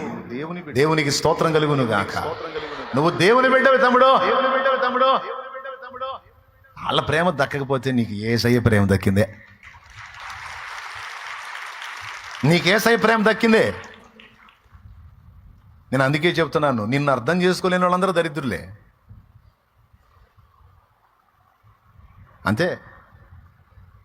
నిన్ను కోల్పోయిన వాళ్ళందరూ దరిద్రులు. నేను చెబుతున్నాను కదా, నువ్వు దేవుని బట్టి క్రమంగా నడుచుకున్నావు, నువ్వు దేవుని బట్టి మంచి ప్రేమ కలిగి ఉన్నావు, గుండె నిండా ప్రేమతో నిండి ఉన్నావు. నువ్వు నిన్ను ఆశ్రయించిన వారికి నువ్వు హెల్ప్ చేసే వ్యక్తివై ఉన్నావు, వారిని ఆదుకునే వ్యక్తివై. అయినా నిన్ను కోల్పోయారు వాళ్ళు దరిద్రులు. మంచి వాళ్ళని కోల్పోయిన వాళ్ళందరూ దరిద్రులే. ప్రైజ్ ద లార్డ్, హల్లెలూయా. కానీ దీన్ని రివర్స్లో చూపిస్తాడు సైతానుగాడు. చూపించి నిరాశ ఊబిలోకి నెట్టి, కృంగుబాటులోకి నెట్టి, చచ్చిపో అంటాడు వాడు. రివర్స్లో ఎట్ట చూపిస్తాడు? ఏడవలసిన వాళ్ళు ఏడవటం కాదు, ఏడవకూడని నువ్వు ఏడిచేటట్టు చేస్తాడు వాడు. నీకు నీ భార్య ప్రేమ దక్కలేదుగా. అందరు భార్యలు చూడు ఎట్టున్నారో, నీ భార్య చూడు. నీకు నీ భార్య ప్రేమ దక్కలేదుగా. భార్య ప్రేమ దక్క నువ్వు ఎందుకు బతకాలి? నువ్వు ప్రేమించిన అమ్మాయి ప్రేమ నీకు దక్కలేదుగా. నువ్వెందుకు బతకాలి? నీ తల్లిదండ్రుల ప్రేమ నీకు దక్కలేదుగా, నువ్వెందుకు బతకాలి? నీ పిల్లల ప్రేమ నీకు దక్కలేదుగా, నువ్వెందుకు బతకాలి? దీనికి సమాధానం ఏంటి? అందుకని యేసయ్య చచ్చిపోయాడా? అయ్యో వీళ్ళెవరు నన్ను అర్థం చేసుకోవట్లేదు అని ఏడిసి కుమిలిపోయి చచ్చిపోయాడా? లెక్క కూడా చేయలే. బాధ వచ్చినా దులిపి అవతల పడేశాడు. దేవునికి స్తోత్రం కలుగును గాక. వేదన వచ్చినా దులిపి అవతల పడేశాడు. ఓ సేవకుడా, ఓ సేవకుడా, నీ విశ్వాసుల ప్రేమ నీకు దక్కలేదా? నీ విశ్వాసుల ప్రేమ నీకు దక్కలేదా? విశ్వాసులు నిన్ను అవాయిడ్ చేశారా? Don't worry.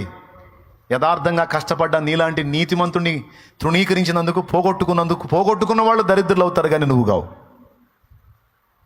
దేవునికి స్తోత్రం కలుగును గాక. నేను అందుకే చెప్తున్నా, సేవకుడి ప్రేమ నీకు దక్కలేదా? దైవజనుడిని నువ్వు ఎంతో ప్రేమించి వెంబడించి మంచి ఉపచారం చేసి చాలా కష్టపడి చాలా ప్రయాసపడి సేవకుడికి సేవకురాలికి నువ్వెంతో హెల్ప్ చేశావు, దేవుని పనికి నువ్వెంతో కోఆపరేట్ చేశావు, అయినా వాళ్ళ ప్రేమ నీకు దక్కలేదా? వాళ్ళు నిన్ను అవాయిడ్ చేశారా? అట్లయితే వాళ్ళు నష్టపోయిన వాళ్ళు.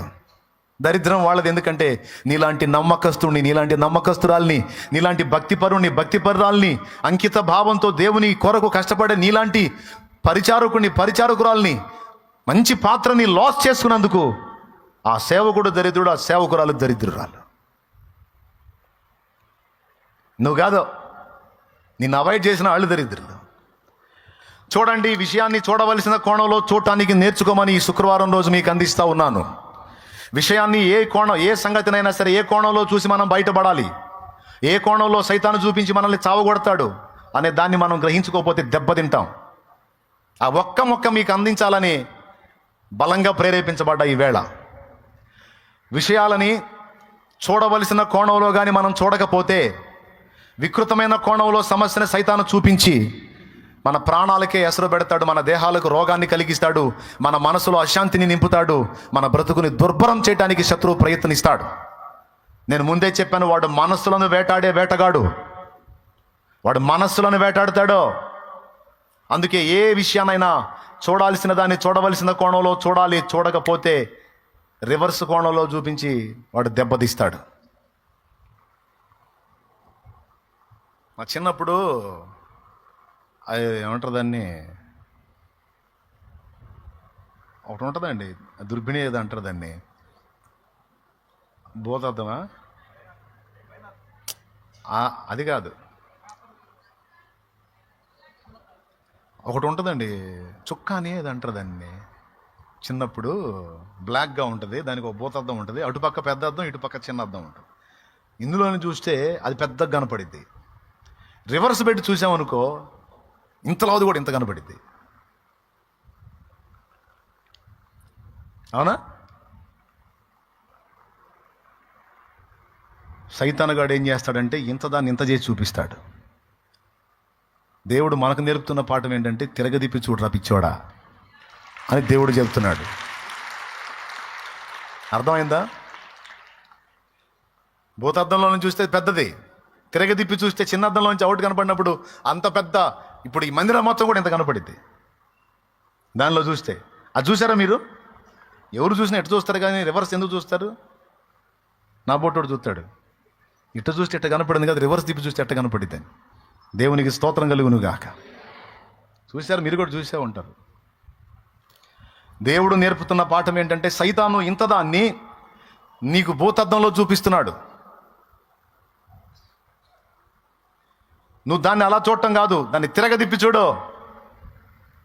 ఇప్పుడు ఇందాక నేను చెప్పిన మ్యాటరే, కోల్పోయినందున నేను దరిద్రుడిని అనుకోవద్దు. నీలాంటి నీతిమంతురాల్ని కోల్పోయినందుకు అవతలి వారి దరిద్రులు, అది చూడాల్సిన విషయం. అప్పుడు నీకు ఏడుపు వచ్చిదా, నవ్వు వచ్చిదా? ఇప్పుడు చెప్పు, అయ్యో నేను కోల్పోయాను అంటే నీకు ఏడుపు.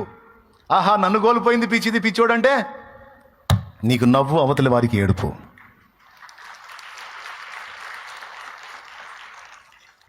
ఇది దేవుడు చూడమన్న కోణం. సంగతులను మనం చూడవలసిన కోణంలో చూడకపోతే మనం దెబ్బతినే అవకాశం ఉంది, మెంటల్ టార్చర్ అనుభవించే అవకాశం ఉంది, రోగగ్రస్తులమయ్యే అవకాశం ఉంది, ప్రాణాలు కోల్పోయే అవకాశం ఉంది, మానసిక ఒత్తిడికి, అశాంతికి, ఆవేదనకు గురయ్యే అవకాశం ఉంది. దానివల్ల మొత్తం క్షోభే. అలా వద్దు, అలా వద్దు. జనాలు ఎలాగైనా తిప్పుతారు. జనాల మాటలు కూడా మనం చూడాల్సిన కోణం ఉంది. ఇప్పటిదాకా వ్యక్తుల ప్రవర్తనని మనం చూసాం, ఇప్పుడు జనాల మాటల కోణాన్ని కూడా మనం చూద్దాం. రెండో పాయింట్గా జనాల మాటల కోణం. ఇప్పటిదాకా వ్యక్తులు మనల్ని విడిచిపోయినప్పుడు మన పరిస్థితులు ఏంటనేది మనం ఆలోచించుకున్నాం. ఇప్పుడు మనం జనాల మాటల కోణాన్ని కూడా చూద్దాం. మాటల కోణం ఏంటో తెలుసా? ఓడ పగిలింది, సముద్రంలో ఓడ పగిలింది, చెక్క మొక్కలైంది.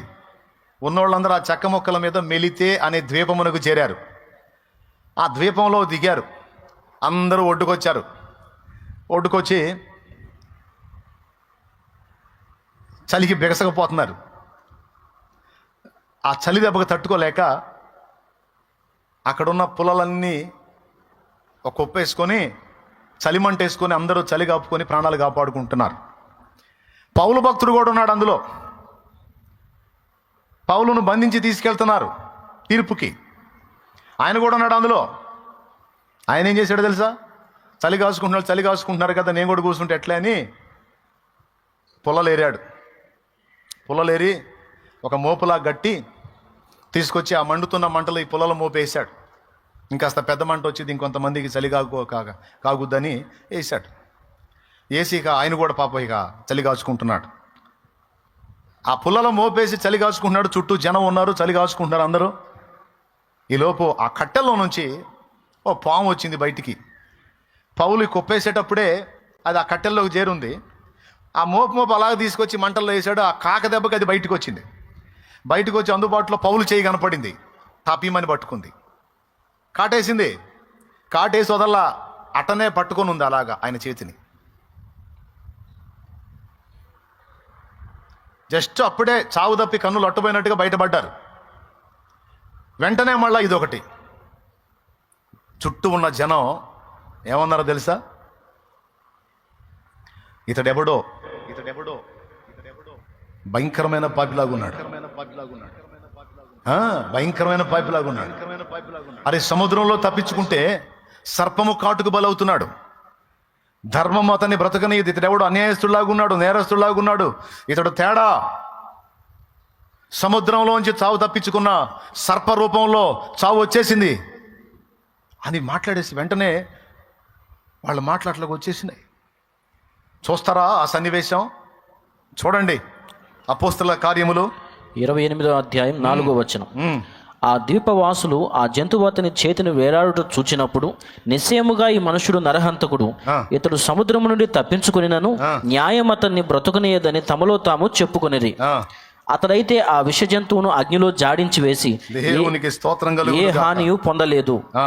వారు అతని శరీరము వాచునో లేక 5వ వచనంలో ఏమన్నారండి? వాళ్ళన్న మాటని విన్నాడు, అయ్యేం పట్టించుకోవాలా. నిజంగా వాళ్ళ మాటలు కానీ పౌలు తీసుకొని ఉంటే దెబ్బకే అవుట్. పాము కరిసింది, విషం ఎక్కిద్ది. పాము కరిసి వదిలేలా మళ్ళా ఎగ్దం అలా పట్టుకొని ఉంది. అంటే బాడీలోకి విషం పంపిస్తూ ఉంది. నన్ను తీసుకొచ్చి మంటలు వేస్తావా అని పట్టుకొని విషం ఎక్కిస్తూ ఉంది ఫుల్గా. వాళ్ళందరూ తలా ఓ మాట అన్నారు. నరహంతకుడు, దుర్మార్గుడు, పాపి అయిన మనుషుడు, న్యాయం అతన్ని బ్రతకనీయదు, సముద్రంలో తప్పించుకున్న పాము చేతిలో దస్తున్నాడు ఇప్పుడు అని టపా టపా టపా టపా మాట్లాడేశారు. ఒక్కొక్కడు ఎదురు చూస్తూ ఉంటాడు. మనుషుల్ని బాగు చేసే మాటలు మాట్లాడరు, మనుషుల్ని పాడు చేసే మాటలు, వ్యతిరేకమైన మాటలు, విమర్శనాత్మకమైన మాటలు. కొంతమంది బతుకులయ్యి వాళ్ళ జీవితాలు అంతే. ఏమండి, వాళ్ళు ఏం చేయాలండి? దరిద్రులు కాకపోతే ఏం చేయాలా? ఆ పామును లాగేసి వెంటనే ఆ చేతికి ఒక క్లాత్ కట్టేసి ఆ విషాన్ని నోటితో లాగేసి ముందు అతని ప్రాణాన్ని కాపాడొద్దు. ఒక పక్క అవతల పాము కరిసి ప్రాణాపాయంలో అవతల మనిషి ఉంటే అతడి కర్మని గురించి మాట్లాడుతున్నారు. కొంతమంది దరిద్రులు ఇంతే ఉంటారు, దరిద్రపోళ్ళు. మిమ్మల్ని కాదులే, అవతల వాళ్ళు బాధలో ఉంటే ఏదన్నా అంత సాయం చేయటం కాదు. వాళ్ళు మంచోళ్ళు అయితే అట్ట ఎందుకు జరిగిద్ది? దేవుడు అన్యాయస్తుడు కాదు. ఒకళ్ళకి ఏదైనా అటు జరిగిందంటే వాళ్ళు ఎంత తేడా అయితేనో అటు జరిగిద్ది. మంచోళ్ళు అయితే ఎందుకు జరిగిద్ది? ఇట్లాంటి పనికి మాలిన మాటలు మనం మాట్లాడొద్దు. మంచోడికి కష్టాలు రావా? నీతిమంతుడికి శ్రమలు రావా? దేవుని వాక్యం ఏం చెప్పింది? నీతిమంతునికి కలుగు ఆపదలు అనేకములు, అయినను వాటన్నిటి నుండి యెహోవా వాణ్ణి తప్పించును, కాపాడును. ఎవరైనా ఏదైనా ఇబ్బందిలో పడగానే, వాళ్ళకి ఏదైనా సమస్య రాగానే అది వాళ్ళు మంచోళ్ళు అయితే ఎందుకు జరిగింది? చెడిపోయిన వాళ్ళు కాబట్టి అట్ట జరిగింది. ఇదంతా కర్మ సిద్ధాంతం. ఈ కర్మ సిద్ధాంతం వాళ్ళు ఉన్నారాడా? ఈ కర్మ సిద్ధాంతపు మాటలు పౌలు పట్టించుకోవాలా?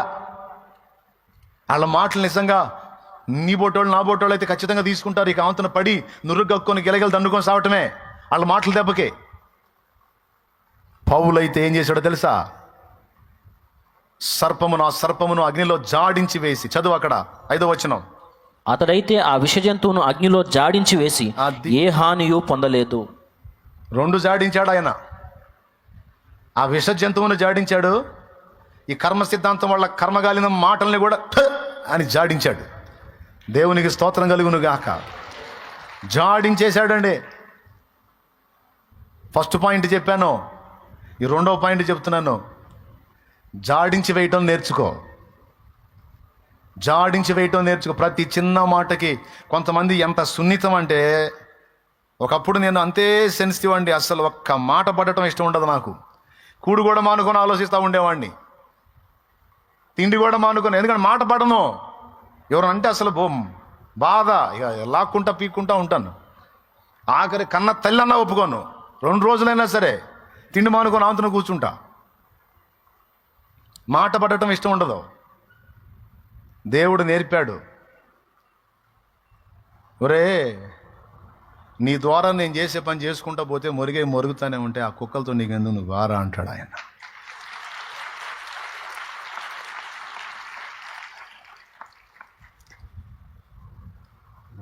కుక్క పని ఏందండి?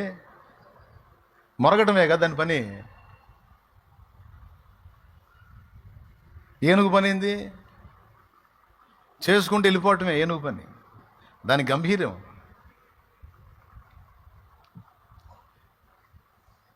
మురిగే కుక్కలు మొరుగుతానే ఉంటాయి, వాటి పని మొరగటమే.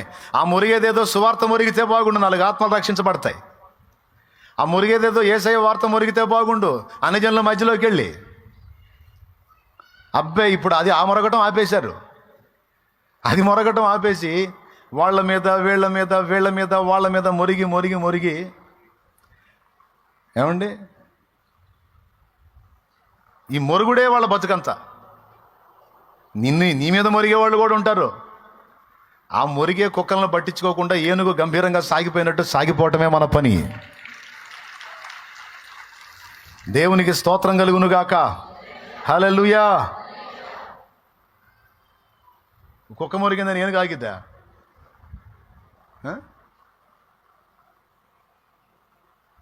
వేలాది ఆత్మలండి దేవుని కృపలో రక్షణ పొందింది.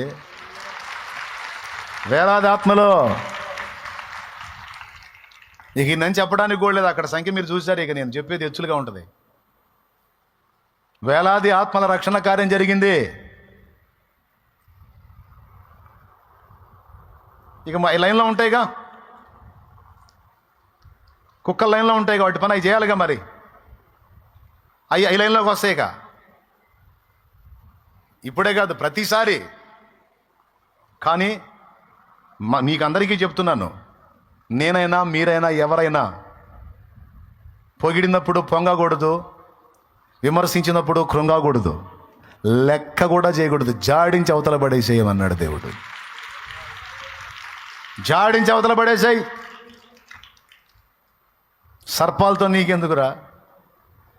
సర్ప సంబంధుల మాటలతో నీకెందుకు? నీతో మాట్లాడుతున్నాడు ఈవేళ. అప్పుడప్పుడే నాలుక తిప్పేస్తారు మనుషుల మాటలు.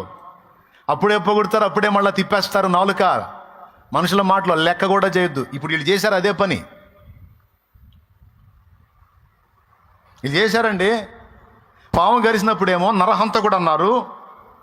పాము గరిసినప్పుడు పాము అతని చేతిని వేలాడుతున్నప్పుడేమో నరహంతకుడు, న్యాయం అతన్ని బ్రతకనీయదు, దుర్మార్గుడు, పాపాత్ముడు పోతాడు ఇంకా సేపట్లో అనుకున్నారు. మీలాంటి నాలాంటి బలహీనుడై ఉంటే పౌలు అయ్యో నిజంగా నేను చచ్చిపోతా పోయేవాడు. ఎరా అని దులిపేశాడు అంచున. ఆ మంటలోనే దులిపేశాడు. పామేమో కాలిపోయింది, ఈ నోళ్ళేమో మూతపడ్డాయి. పట్టిన పాము కాలిపోయింది, తిట్టిన నోళ్ళు మూతపడ్డాయి. ఇప్పుడు గమనిస్తా ఉన్నారు, ఏమైద్దో అతని శరీరము వాచునో, అకస్మాత్తుగా పడి చచ్చునో అని కనిపెట్టుచుండేది. కనిపెట్టకపోతే ఏదన్నా వైద్యం చేయొచ్చు కదండి.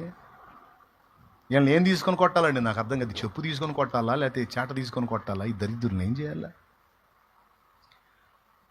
కేవలం మాటలకే పరిమితం, కేవలం మాటలకే పరిమితం, కేవలం మాటలకే పరిమితమై చేతలు లేని, చేవలేని, చవట దద్దమల మాటలు మనం పట్టించుకోకూడదు.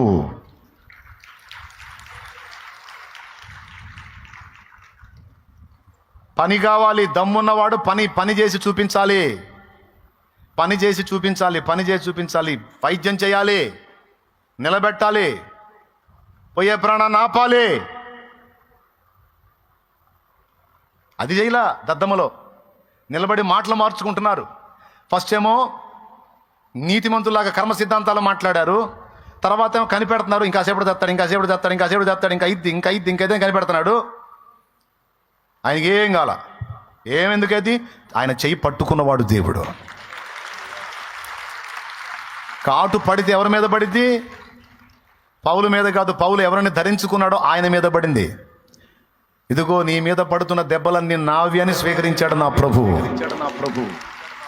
పడిన వేషం, పడిన కాటు, ఎక్కిన వేషం ఎవరికి ఎక్కింది? నా ప్రభువే స్వీకరించాడు కల్వరి శిలువలో. అతడు పొందిన దెబ్బల చేత మీకు స్వస్థత కలుగుచున్నదే. అతడు పొందిన దెబ్బల చేత మీకు స్వస్థత కలుగుచున్నదే.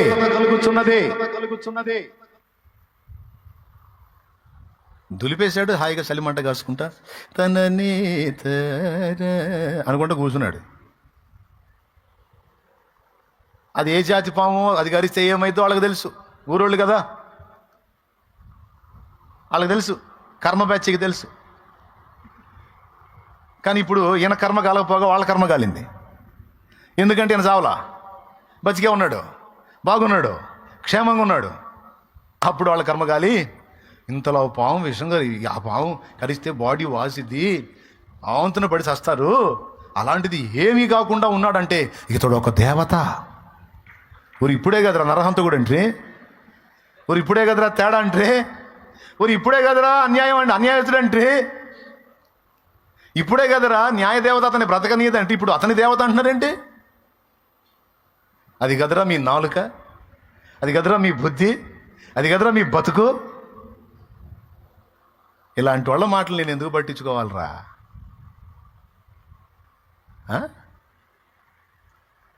ఏదన్నా ఏమన్నా ఏం చేసినా నా యేసయ్య అనాలి, నా యేసయ్య చేయాలి. రాజుల రాజ ప్రభుల ప్రభువా, నీకు సాటి ఎవరు లేరయ్యా. నీ సింహాసనం నా హృదయానా, నీ కృపతోనే స్థాపించు రాజా. సందర్భం లేకుండా ఈ పాట ఎందుకు ఎత్తాడబ్బా అనుకుంటున్నారా? ఉంది. నా ఎదుట నీవు తెరచిన తలుపులు వేయలేరుగా, ఎవరు వేయలేరుగా.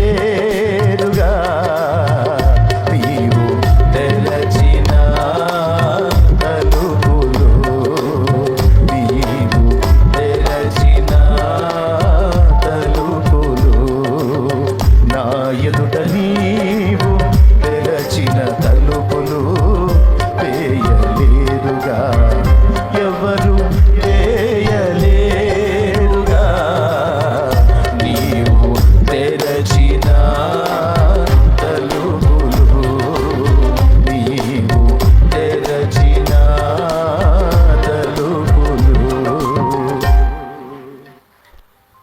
కైసరు ముందు నిలబడాలనేది నా ప్రభు తెరచిన తలుపు పౌలుకి. ఏ పాములు మోస్తాయి ఆ తలుపుల్ని, ఏ మాటలు మోస్తాయి? ఎవరు మోస్తారండి? చివరికి ఏం చేశారో తెలుసా? వాళ్ళ గూడెం పెద్ద పేషెంట్ అయి ఉంటే ఈయన తీసుకొని పోయారు. కర్మ బ్యాచి, ఈ కర్మ వాళ్ళందరూ తీసుకొని పోయి ప్రార్థన చేస్తే, ఆ రక్తభేది చేత బాధపడుతున్నాడు గూడెం పెద్ద తండ్రి. పోయి ముట్టి ప్రార్థన చేస్తే వాళ్ళు లేచాడు, బతికాడు, సచ్చేవాడు బతికాడు. రక్తభేది, రక్త విరోచనాలు, చచ్చిపోయే పరిస్థితికి వచ్చాడు. కరెక్ట్గా పౌలు పోయి చేతుల నుంచి ప్రార్థన చేశాడు, బతికి బయటకు వచ్చాడు. కార్యం జరిగింది అక్కడ. ఇక జైలు సత్కారాలు, సన్మానాలు. వచ్చిన వాళ్ళందరికీ పౌలతో కలిసి మొత్తానికి సాయం చేశారు. జాగ్రత్తగా సాగనంపారు. వదిలినట్టుంది వాళ్ళ కర్మ. దేవునికి స్తోత్రం కలుగును గాక. మనల్ని విసర్జించిన వాళ్ళ విషయంలో మనం కలిగి ఉండాల్సిన దృక్పథం నంబర్ 1. ఓకే, అలాగే మనల్ని విమర్శించిన వారి విషయంలో మనకు ఉండాల్సిన దృక్పథం.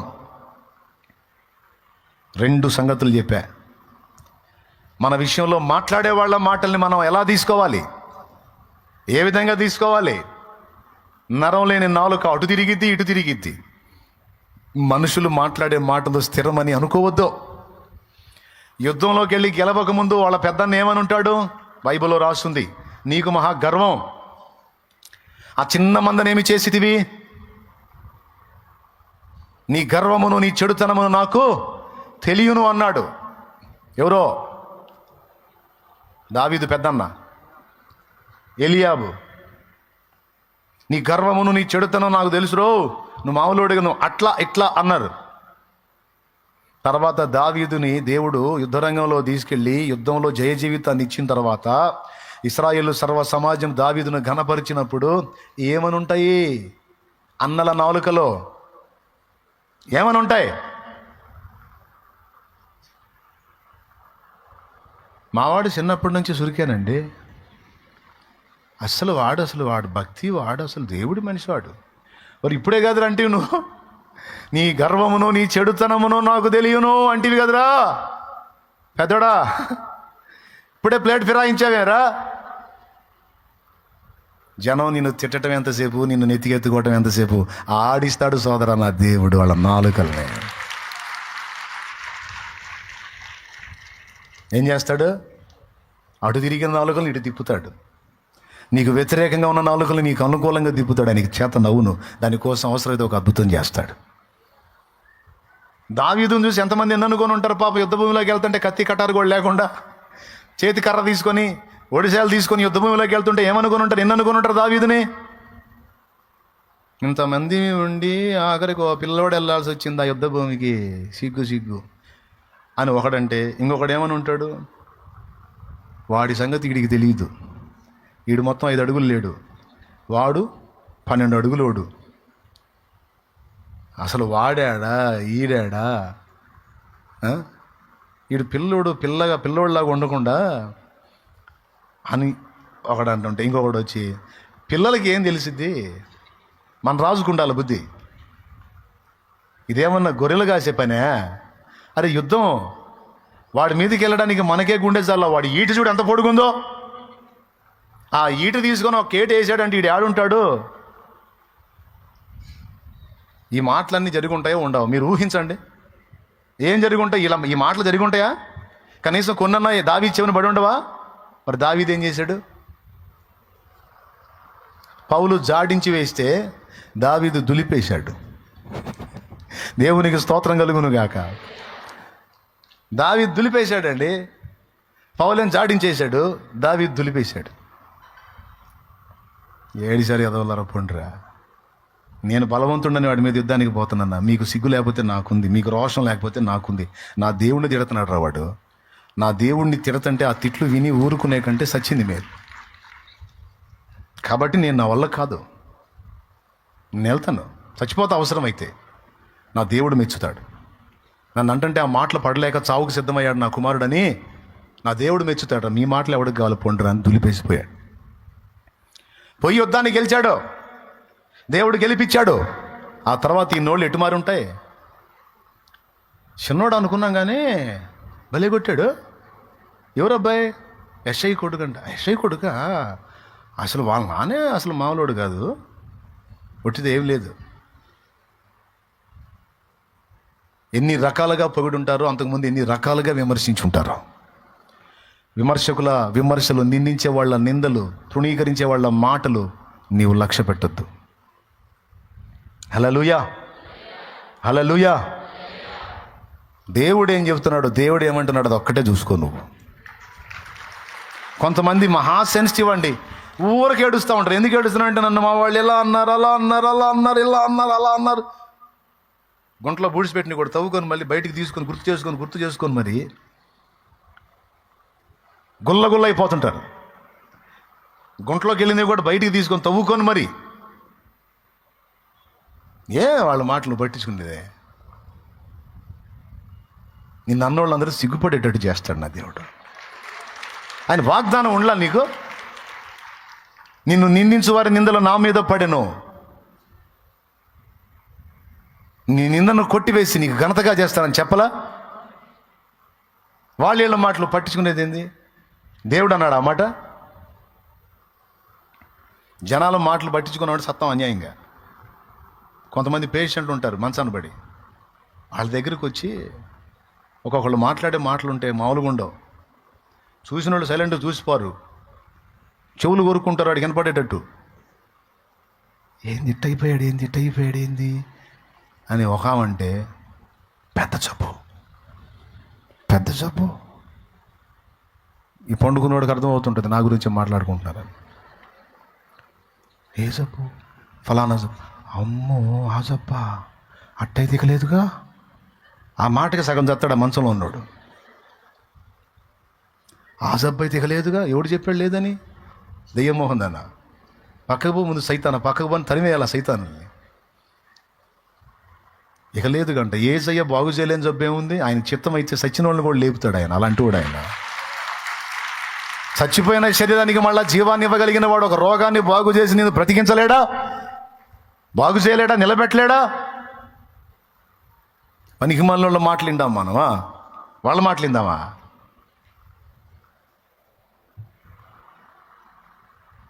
నా ప్రభు ఏమన్నాడు అది కావాలా?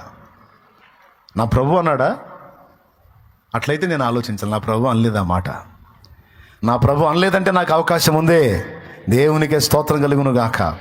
నా ప్రభు నన్ను బాగు చేస్తాడు, నా ప్రభు నన్ను నిలబెడతాడు, నా ప్రభు నా ఇంటిని బాగు చేస్తాడు, నా ప్రభు నా కుటుంబాన్ని కడతాడు, నా ప్రభు నా బిడ్డల్ని కడతాడు, నా ప్రభు నా బిడ్డల జీవితాలు నిలబెడతాడు, నా ప్రభు నా బిడ్డల జీవితాలు వెలిగిస్తాడు, నా జీవితాన్ని వెలిగిస్తాడు. నా దేవుని వైపే చూస్తాను, నా దేవుని నమ్ముకుంటాను. యుద్ధము నాది కాదు, యెహోవాదే. ఈ పనికి మాలిన మాటలతో నాకెందుకు?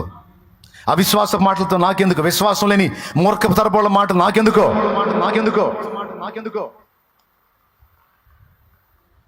మనల్ని గురించి మాట్లాడే వాళ్ళ మాటల విషయంలో మన దృక్పథం అది. జాడించి వేయుట, దులిపి వేయుట, అంతే. మొదటిది ఏం చెప్పాను? తల్లిదండ్రి నన్ను అర్థం చేసుకోవట్లేదు, నేను చచ్చిపోతానని చచ్చిపోయావు. గర్భశోకం కదా వాళ్ళకి. చిన్నోడా అది కాదు, తెగించో. కొడితే కొట్టారు 2 దెబ్బలో. వెళ్ళి చెప్పు వాళ్ళకి. చెప్పురా బాబు, నీ మనసులో ఉన్న ఫీలింగ్స్ చెప్పు. చెబితే నాన్న అంతాడేమో, అమ్మ దాన్ని తన్నిద్దేమో అని అనుకొని నీ ప్రాణానికి తెచ్చుకుంటున్నావు నువ్వు. బిల్డింగుల మీద నుంచి దూకి క్లాస్ రూముల్లో హాస్టల్ గదుల్లో ఉర్లేసుకొని అది కాదు. పోయి చెప్పు. పిచ్చి లెగిస్తే ఈ మాట కూడా నేను చదవనని చెప్పు. నేను చదవనని చెప్పురా. 4 రోజులు గిలగలు తనుగు చేస్తారు వాళ్ళే. దేవునికి స్తోత్రం. ప్రాణం తీసుకునేది ఎందుకు? తెగించు. దానికి తెగించేదేదో వాళ్ళకి ఎదురు తిరిగి విషయం చెప్పడానికి తెగించు.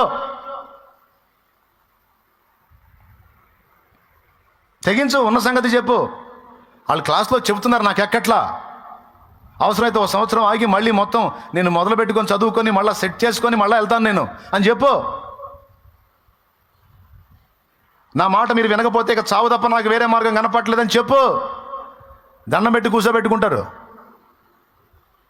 దేవునికి స్తోత్రం కలుగును గాక. ఇప్పుడు కొంతమంది అమ్మ పిల్లల్ని జడగొడుతున్నాడు అమ్మ శాలేమన్నా అనుకుంటా. పిల్లల్ని జడగొట్టడం కాదు మీ బొంద, పిల్లల్ని జడగొట్టడం కాదు, వాళ్ళు బతకాలంటే తప్పదు. మరి ఎగ్జామ్స్ టైం వచ్చింది, ఎగ్జామ్ రిజల్ట్ వచ్చింది, అప్పుడు ఇంకా ఉంటుంది, అప్పుడు వస్తుంటుంది న్యూస్. ఎగ్జామ్స్లో మంచి మార్కులు రాలేదని మనస్తాపం చెంది విద్యార్థిని ఆత్మహత్య, అప్పుడు బాగుంటుందా? ఎగ్జామ్స్లో ఫెయిల్ అయినందుకు మనస్తాపం చెంది విద్యార్థి ఆత్మహత్య, అప్పుడు బాగుంటుందా? అందుకే చెబుతున్నా, పిల్లలు కూడా చెబుతున్నా, చదువు అవసరం రా బాబు, చదవాలి, మనం మంచి పొజిషన్లో ఉండాలి, దేవుని బిడ్డలంటే ఒక రేంజ్లో ఉండాలి. నేనే చెప్తున్నా, ఒకవేళ నీకు కలివి కాలేదా ఒక సంవత్సరం ఫ్యామిలీకి చెప్పుకో. మీరు పొమ్మని చెబుతున్నారు, ఆడకపోతే వాళ్ళు చెప్పేది అర్థమై సావట్లా, నాకు బేసిక్స్ కరెక్ట్గా లేవు, అవసరమైతే ఒక సంవత్సరం ఆగి మొత్తం బేసిక్స్ నేర్చుకొని మళ్ళీ లైన్లోకి వెళ్తానని చెప్పురా పిచ్చోడా. చెప్పమ్మా పిచ్చిదానా, దానికి సావటం ఎందుకు తిక్కదానా? దేవునికి స్తోత్రం కలుగును గాక. హల్లెలూయా. ఎగ్జామ్ స్టార్ట్ అయినాయా? జరుగుతున్నాయా? కరెక్ట్ టైం వచ్చింది ఇప్పుడు. దేవునికి మహిమ కలుగును గాక. కాబట్టి మీ అందరికీ ప్రేమతో చెప్తున్నాను, దయచేసి మీరు ఎదుటి వాళ్ళ విషయంలో జాగ్రత్తగా ఉండండి, ఎదుటి వాళ్ళు మీ విషయంలో వ్యవహరించిన తీరుతెన్నుల విషయంలో మెళకువగా ఉండండి. మూడవది ఏం చెప్తున్నాను?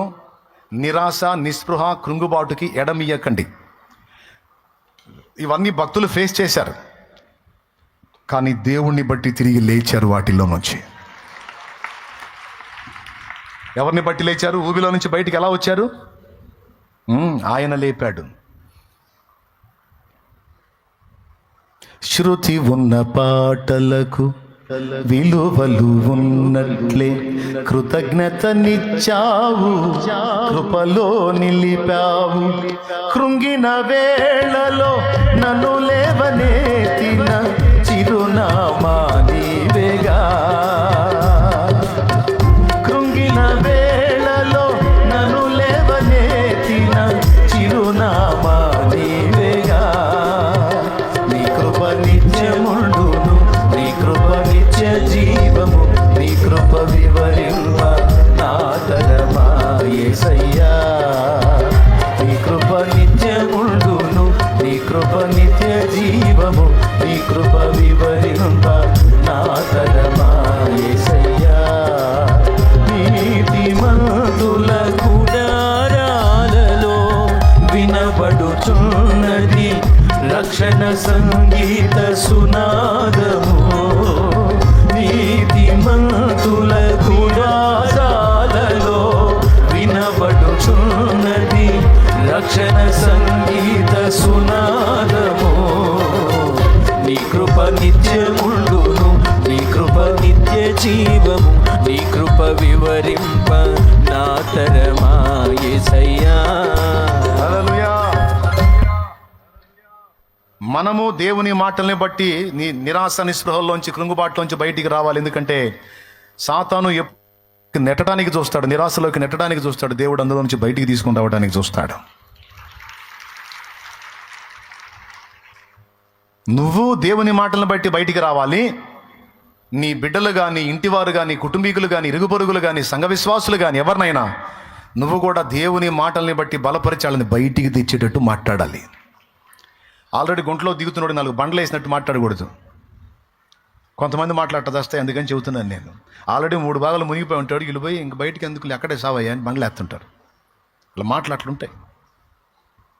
ఆ మాటలు పట్టించుకోవద్దు. నీవు ఆ మాటలు మాట్లాడొద్దు. నీ మాట ఎలా ఉండాలంటే పేకల్లోతు దిగినోడు కూడా నీ మాటలను బట్టి పూర్తిగా ఒడ్డుకు రావాలి. నా యేసయ్య మాటలు అట్లాంటి మాటలు, నా యేసయ్య మాటలు అట్లాంటి మాటలు, అవి జీవపు ఊటలో. నీవు కూడా ఇతరులతో అలానే మాట్లాడు. నీ అనుభవాలు చెప్పు, నువ్వు తిన్న దెబ్బలు చెప్పు, నువ్వు పొందిన గాయాలు చెప్పు. ఆ స్థితిలో నుంచి దేవుడు నిన్ను ఎలా బయటికి తెచ్చాడో, ఈరోజు దేవుడు నిన్ను ఎలా నిలబెట్టాడో నీ అనుభవాలు చెప్పి అవతల వాళ్ళని బలపరచో. నీ పిల్లల్ని కూడా ధైర్యపరచు. తల్లిదండ్రులారా మళ్ళీ చెప్తున్నాను, ఎగ్జామ్ రాసేటప్పుడు ఏముండదు, రిజల్ట్ వచ్చినప్పుడు ఇంకా భయంకరంగా ఉంటుంది. కొంతమంది పిల్లలు వాళ్ళ ప్రాణాలు పోగొట్టుకునే అవకాశం ఉంటుంది కనుక పిల్లలకి ముందే ధైర్యం చెప్పండి, వాళ్ళతో ఫ్రెండ్లీగా వ్యవహరించండి.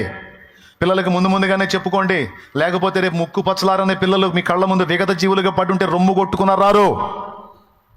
పిల్లలతో ఫ్రెండ్లీగా మాట్లాడండి, పిల్లలకు ధైర్యం ఇవ్వండి. ఏం రిజల్ట్ వచ్చినా పర్వాలేదురా, ఏం ప్రాబ్లం లేదు, ఏమైతే అదైంది, నువ్వు భయపడద్దు, ధైర్యంగా ఉండు, ఫెయిల్ అయినా పర్వాలా, ఫస్ట్ క్లాస్ రాపోయినా పర్వాలా. కొంతమంది అట్లా కాదు, పిల్లలకి లక్ష్యాలు పెడుతుంటారు, జాగ్రత్త ఫస్ట్ క్లాస్ అని. నువ్వు రాసేటప్పుడు నిన్నంటే ఎవడన్నా అర్థమైంది నీకు, ఆ మొక్క నీతో అంటే అర్థమైంది ఎంత టార్చరో. ఈ ఫస్ట్ క్లాస్ అనేసరికి భయం దెబ్బకు లేదు, ఆల్రెడీ ఉన్నవి కూడా పోతాయి. నేను కానీ చిన్నప్పుడు పాట పాడినట్టు స్కూల్లో బాగా పాటలు పాడుతుంటే పాటల పోటీలో నా పేరు పెట్టారు. మనవాడు బాగా పాడతాడు, ప్రైజ్ తెస్తాడు మనకని. చెయ్యెత్తి చేయకొట్టు తెలుగోడ అనే పాట నేర్పారు నాకు మాస్టర్ గారు. చెయ్యెత్తి జైకొట్టు తెలుగోడ, గతమెంతో ఘనకీర్తి గలవోడ, అది పాట నాది. వాళ్ళేం బాగా ఆశలు పెట్టుకున్నారు, స్కూల్లో ఎక్కడ పాడమన్నా పాడుతున్నాను. వాళ్ళు ఫిక్స్ అయిపోయారు, ఇక గిఫ్ట్ మనకే రా బాబు, బహుమతి మనకే వచ్చిందని, ప్రైజ్. ఇక్కడంటే క్లాసు మాస్టర్లు పిల్లలు అందరూ అలవాటు కాబట్టి ఎగిరెగిరి పాడా. అరే ఆ పోటీ కేంద్రం దగ్గరికి పోయేసరికి మొత్తం మనుషులు, నేను ఎరగని మనుషులు ఎంతమంది కూర్చొని ఉన్నారు. నా కర్మగాలి ఫస్ట్ నాకే ఇచ్చారు మైకు, నిజమండి, నాకే ఇచ్చారు మైకు. ఆ జనాలను చూసి ఎక్కడెక్కడ అనేక స్కూళ్ళ నుంచి వచ్చారు టీచర్స్, వాళ్ళందరినీ చూసి ఫస్ట్ నా కర్మగాలి నాకే మైక్ వస్తే ఇక నా దడ స్టార్ట్ అయింది. నిజంగా స్టేజ్ ఫియర్ అంటారు కదా, అది వచ్చింది తీవ్రంగా. మైక్ పట్టుకుంటే మైక్ ఆగట్లే చేతిలో, వణుకుడు వస్తుంది, ఒక రేంజ్లో వణుకుతుంది. ఇది వణుకుతుందని ఈ చేయి సపోర్ట్ చేసి 2 చేతులు పెట్టి పట్టుకున్నా, పాట మర్చిపోయా. మాస్టర్ అన్నాడు పాడురా అంటున్నాడు, మాట రాట్లా, కళ్ళు తిరుగుతున్నాయి, కాళ్ళు వణుకుతున్నాయి, కింద పడతానేమో అనిపిస్తుంది, అంత బ్లర్గా ఉంది, బయర్లు గమ్ముతున్నాయి, చెవులు దిబ్బులు పడ్డట్టున్నాయి, గుండె వేగం పెరిగిపోతుంది. ఆయన అడుగుతున్నాడు పాడురా, పాడు, నువ్వే ఫస్ట్ పాడు అన్నాడు. ఏం పాట అన్నా, ఏం పాట ఏందిరా, చెయ్యెత్తి చేయకొట్టు, ఆహా ఓకే అన్ని పట్టు, చెయ్యెత్తి చదువుతున్న పాట పాడటం ఆపేశా. చెయ్యెత్తి జైకొట్టు తెలుగోడా, గతమెంతో ఘనకీర్తి గలవోడా అని మళ్ళీ ఆయనకి వెళ్ళి చూస్తున్నా. పాడరా, నాయకి నాగమ్మ మల్లమాంబ, పాడు, ఓకే, నాయకి నాగమ్మ మల్లమాంబ మల్ల, పాడరు దరిద్రుడు. మగువ మాంచాలని తోడబుట్టినవా, మగువ మాంచాలని అడు చూడరా, అడు చూసి పాడరా. బాలచంద్రుడు చూడ ఎవరోడోయ్, తండ్ర పాపయ్య కూడా నీ ఓడోయ్. ఆయన చెప్పడం నేను చదవటం, మంత్రాలు చదివినట్టు. ఒక పల్లవి ఒక శరణం పూర్తి కాల, ఇంకా చాలు కూర్చో దరిద్రుడు, కూర్చో అన్నాడు. దేవునికి స్తోత్రం. ప్రైజు సంగతి ఏమో కానీ పొయ్యే ప్రాణం వచ్చినట్టుంది కూర్చోమనంగానే. భయం జ్ఞాపక శక్తిని దెబ్బకొట్టిద్ది, భయం మన ఆలోచన శక్తిని దెబ్బకొట్టిద్ది, అది రానియకూడదు. అదొక సాధన అంతే, దాన్ని అధిగమించాలి. పిల్లలకి చెప్పాలి, పిల్లలకి లక్ష్యాలు ఇచ్చి భయపెట్టి వాళ్ళకి చెమటలు పట్టేటట్టు చేయకూడదు. ఏమైతే అదేంది కానీ బిడ్డ, దేవుని కృపను బట్టి నా పిల్లలకి అంతే చెప్పా. నేను చేయకుండా చెప్పట్లా, వాళ్ళు సాక్ష్యం ఇస్తారు అడగండి కావాలంటే. ఎప్పుడూ వాళ్ళని ఒత్తిడి చేయాల. దేవునికి స్తోత్రం కలుగును గాక. ఈ మాటలు మీకు ఎందుకు చెప్తున్నానంటే, ఇప్పుడు సన్నివేశం అలా ఉంది, సందర్భాలు అలా వచ్చినాయి కనుక పిల్లలను, కడుపును పుట్టిన పిల్లల్ని కావచ్చు, తోడబుట్టిన వాళ్ళని కావచ్చు, తోటి వాళ్ళని కావచ్చు, ఇరుగు పొరుగులు ఎవరినైనా సరే బలపరిచే మాటలు, ఆదరించే మాటలు, ఊరడించే మాటలు, ధైర్యపరిచే మాటలు, కృంగిన వారిని లేవనెత్తే మాటలే మన నోట ఉండాలి. ఆ మాటలు దేవుడి నుంచి మనకు దొరుకుతాయి కనుక మనం కూడా ఆ మాటలనే లక్ష్య పెట్టాలి. మిగిలిన చెత్త డైలాగులన్నీ దులిపేయాలి. చెప్పండి, ఫస్ట్ పాయింట్, దరిద్రులు ఎవరు? దేమాను పోగొట్టుకున్న పౌలు లాంటి యోధుడిని పోగొట్టుకున్న దేమాన. దరిద్రులు ఎవరు? సృష్టికర్తే వచ్చి వాళ్ళ వీధుల్లో తిరిగి మాట్లాడుతుంటే ఆయనను తృణీకరించిన వాళ్ళు దరిద్రులా, లేకపోతే వాళ్ళని కోల్పోయిన ప్రభు దరిద్రుడా? ఎవరు దరిద్రులు? ప్రభు ఎప్పుడు దరిద్రుడు కాదు. మన దారిద్ర్యం నిమిత్తం ఆయన దరిద్రుడయ్యాడు, కానీ ఆయన ఎప్పుడూ దరిద్రుడు కాదు, ఆయన శ్రీమంతుడు. హల్లెలూయా. నీలాంటి ప్రేమ కలిగిన వ్యక్తిని కోల్పోయినటువంటి తల్లిదండ్రులు కావచ్చు, పిల్లలు కావచ్చు, భర్త కావచ్చు, భార్య కావచ్చు, నువ్వు నా అనుకున్న వ్యక్తి కావచ్చు, యథార్థంగా నిజాయితీగా ఉన్న నిన్ను లాస్ అయిన వాళ్ళు దరిద్రులు, కానీ నువ్వు కాదు కాదు కాదు. కాబట్టి విషయాలను తిరగేసి చూసుకోవద్దు. విషయాలని సాతాను నిన్ను మభ్యపెట్టడానికి, దెబ్బతీయడానికి రకరకాలుగా చూపిస్తాడు. అలా చూసి ప్రాణాల మీదికి తెచ్చుకోవద్దు. ఎప్పుడు గుర్తుపెట్టుకోండి, మనుష్య బంధాలన్నీ టెంపరరీ, తాత్కాలికం. అవన్నీ స్థిరమైన ప్రేమలు కాదు. వాటి మీద నువ్వు ఎక్కువ వాంఛలు పెంచుకున్నావంటే పిచ్చెక్కిద్ది. పెంచుకోవద్దు. నువ్వు ఎక్కువగా డిపెండ్ అవ్వాల్సింది, ఎక్కువ లీనం అవ్వాల్సింది, ఎక్కువ కనెక్ట్ అవ్వాల్సింది యేసయ్యకి ఒక్కడికే. నేను ఎక్కువగా డిపెండ్ అవ్వాల్సింది, కనెక్ట్ అవ్వాల్సింది, ఆనుకోవాల్సింది యేసయ్యకే. అప్పుడు మనం డ్యామేజ్ అవ్వకుండా ఉంటాం. ఇంకా ఎవరు ఉన్నా ఊడినా, ఎవరు మన మీద ఎన్ని రకాల తిప్పలు పడ్డా మనం డ్యామేజ్గా. ఆయన చాలండి, ఇంకా నేనేం చెప్పదలుచుకోలేదు. చిన్న మాట ప్రార్థన చేసేస్తాను. రండి మోకాళ్ళ మీదకి. నిన్ను కోల్పోయిన వారు దరిద్రులు అవుతారు, కానీ నువ్వు దరిద్రుడివి కావు, దరిద్రపు దానికి కావు. నీలాంటి భక్తి కలిగిన వ్యక్తిని, నీతిమంతురాల్ని, నీతిమంతుణ్ణి, దేవుని ప్రేమించే నీలాంటి వ్యక్తిని, దేవుడు ఘనపరిచిన నీలాంటి వ్యక్తిని, దేవుడు ఆశీర్వదించిన నీలాంటి వ్యక్తిని, నీలాంటి వాడిని, నీలాంటి దాన్ని కోల్పోయిన వాళ్ళు దరిద్రులు. నువ్వు దరిద్రుడివి కావు. నిన్ను తృణీకరించిన వారి ముందు తల ఎత్తుకొని బతుకు. నిన్ను చూసి వాళ్ళు తల దించుకొని సిగ్గుతో చావాలి. తల ఎత్తుకొని బతుకు. నువ్వు సిగ్గుపడనక్కర్లేదు, నువ్వు కృంగిపోనక్కర్లేదు, చావాలనుకోవాల్సిన అవసరం లేదు. నువ్వు బతకాలి. నీకోసం చనిపోయిన వాడు ఉన్నాడు, సజీవుడు. నీకోసం చనిపోయి మరలా బ్రతికిన వాడు, నిన్ను ప్రేమించిన వాడున్నాడు. మరణాపేక్షను కలిగి ఉండొద్దు. సాతాను నిన్ను చేసే మోసానికి చిక్కొద్దు. ఈ దృక్పథాన్ని మార్చుకో. తండ్రి, ఈరోజు నీవు నాతో మాట్లాడినందుకు నీకు వందనాలంటూ ఎవరితో దేవుడు మాట్లాడాడు, ఎవరిని దర్శించాడు, ఎవరు ఏ విషయాల్లో ఆదరించబడ్డారో వారిని బట్టి దేవునికి కృతజ్ఞతలు చెప్తున్నా. నువ్వు కూడా చెప్పుకో, దేవా నీకు స్తోత్రం, నాతో మాట్లాడినందుకు నీకు వందనాలు, నన్ను ప్రోత్సాహపరిచినందుకు నీకు స్తోత్రం. తృణీకరించే వారి మాటలు పట్టించుకోవద్దు. నాకెక్కడా, నాకలోకం ఎక్కడా? నాకలోకం అంటే పరలోకం. నాకెక్కడా, పరలోకం ఎక్కడ? నా తండ్రి నిన్నుంచిన స్థానం ఏంటి? నక్కల కుక్కల మాటలు నీకెందుకు? అవన్నీ తిప్పలు పడ్డా నీ గోటి ఖరీదు చెయ్యవు. అవన్నీ తిప్పలు పడ్డా నీ కోట్లో ఉన్న ధూళి ఖరీదు చెయ్యవు. నా తండ్రి నిన్ను అందరినీ కృపలో దాచిపెట్టాడు, అందరినీ కృపలో దాచిపెట్టాడు, అందరినీ కృపలో దాచిపెట్టాడు. ఆయన రెక్కలతో నిన్ను కప్పున్నాడు, ఆయన రెక్కలతో నిన్ను కప్పున్నాడు. పనికి మాలిన మాటలు లక్ష్య పెట్టొద్దు, పనికి మాలిన పందుల మాటలు లక్ష్య పెట్టొద్దు. దేని జాతి లక్షణాన్ని బట్టి అది స్పందిస్తూ ఉంటుంది, దేని జాతి లక్షణాలను బట్టి అది స్పందిస్తూ ఉంటుంది. నువ్వు దేవుని జాతికి సంబంధించిన వాడివి.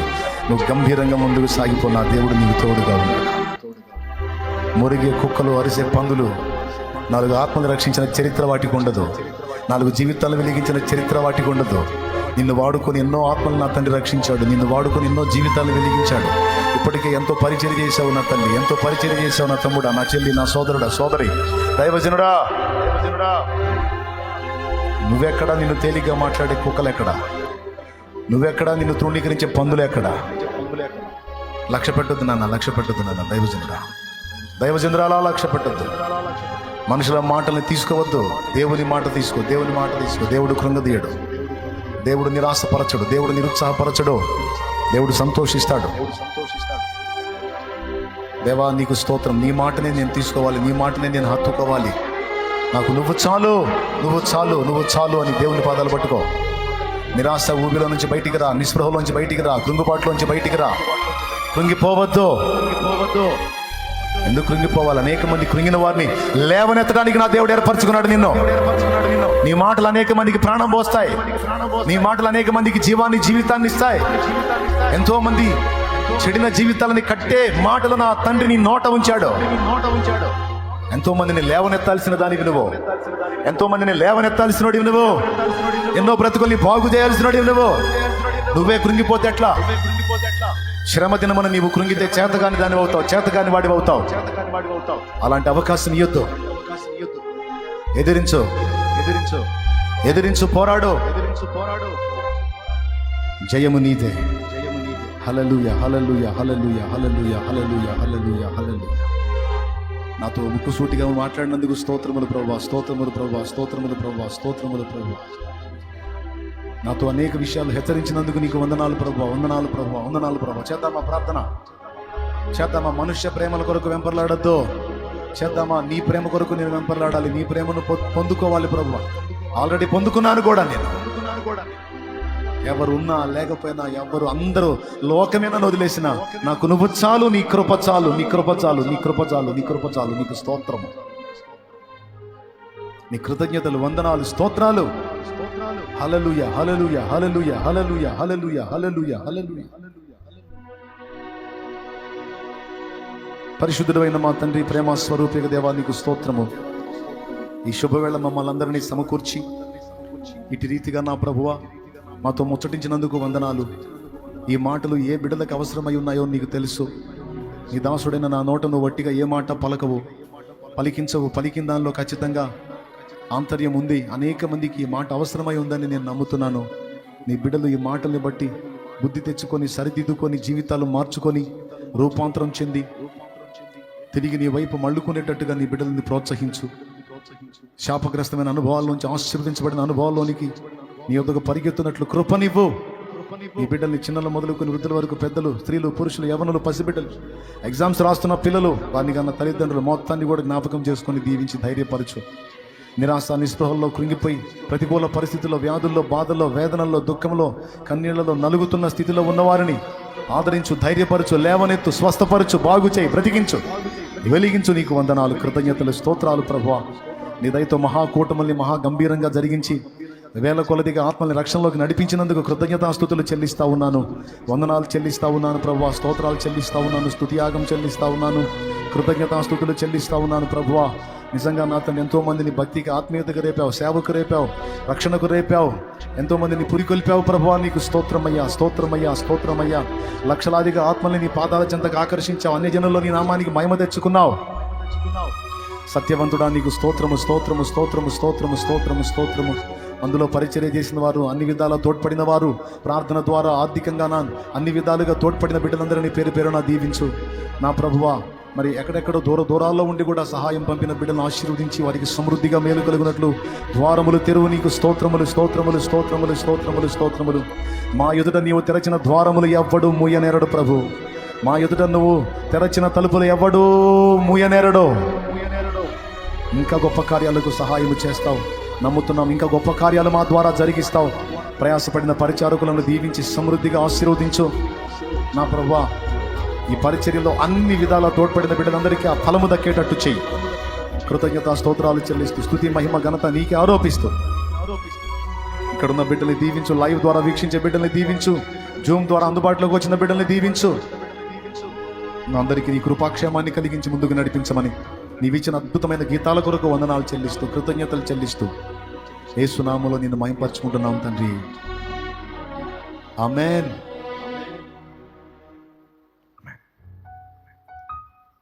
Praise the lord. హల్లెలూయా. ఎంతమంది హ్యాపీగా ఉన్నారు? ఎంతమంది ధైర్యంగా ఉన్నారు? కృంగిపోయి ఉన్నారా? కృంగుబాటులోంచి బయటకు వచ్చారా? దేవునికి మహిమ. దేనిని బట్టి అధైర్యపడద్దు. ఆయన ఉన్నాడు మనకు తోడుగా. కాసేపు ప్రార్థనలో గడిపి వెళ్దురుగానే కాసేపు మీ వ్యక్తిగత సమస్యల కోసం కూడా, మీ ప్రాబ్లమ్స్ కూడా దేవుని ముందు పెట్టండి. దేవుడు తప్పకుండా సమాధానం ఇస్తాడు. కాసేపు మోకాళ్ళలోని ప్రేయర్లో గడుపుతారా? నేను ముగించేస్తాను, మరి ఫైనల్ బ్లెస్సింగ్ ఇచ్చేస్తాను. కాసేపు ప్రార్థనలో గడపండి. అయితే ప్రార్థన చేసినాక ముగించేదా? మీరు చేసినాక కొంచెం మీ పక్కన వాళ్ళని చూడండి, ఒకళ్ళు ఒకళ్ళు పట్టుకోండి, ఒక రెండు మాటలు ఒకరి కోసం ఒకరు ప్రార్థన చేయండి. మోకాళ్ళు వేసి మీ పక్కన ఉన్న వాళ్ళని చూడండి. పురుషులు సహోదరుల చేతులు పట్టుకోండి, స్త్రీలు సహోదరుల చేతులు పట్టుకోండి. మా బిడ్డలు ఏ శ్రమలో ఉన్నారో ప్రభావ, ఏ సమస్యలో ఉన్నారో వారికి పరిష్కారం ఇవ్వనాయన్నా. వారికి ఉన్న బలహీనతలు స్వస్థపరచు. మార్పు లేని వారి కుటుంబ సభ్యులను మార్చు, వారిని దర్శించు, వారిని రక్షించు. అలా ప్రార్థన చేయండి. ఒకరి చేతులు ఒకరు పట్టుకొని అట్లా అందరూ కలిసి ఒకరి కోసం ఒకరు ప్రార్థన చేయండి. ఒకరి చేతులు ఒకరు పట్టుకోవాలి, ఒకరికొరకు ఒకరు ప్రార్థన చేయాలి.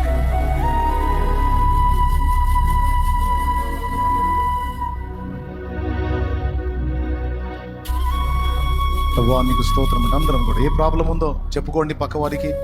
ఫలానా సమస్య కోసం ప్రేయర్ చేయమంటే అట్లా మీరు స్వస్థత పొందినట్లు ఒకరి కోసం ఒకరు ప్రార్థన చేయమని బైబిల్లో ఉంది. యాకోబు రాసిన పత్రిక 5వ అధ్యాయంలో మీరు బాగుపడినట్లు, దేవుడు కార్యం మీ జీవితంలో జరుగునట్లు ఒకరి కోసం ఒకరు ప్రార్థన చేద్దాం.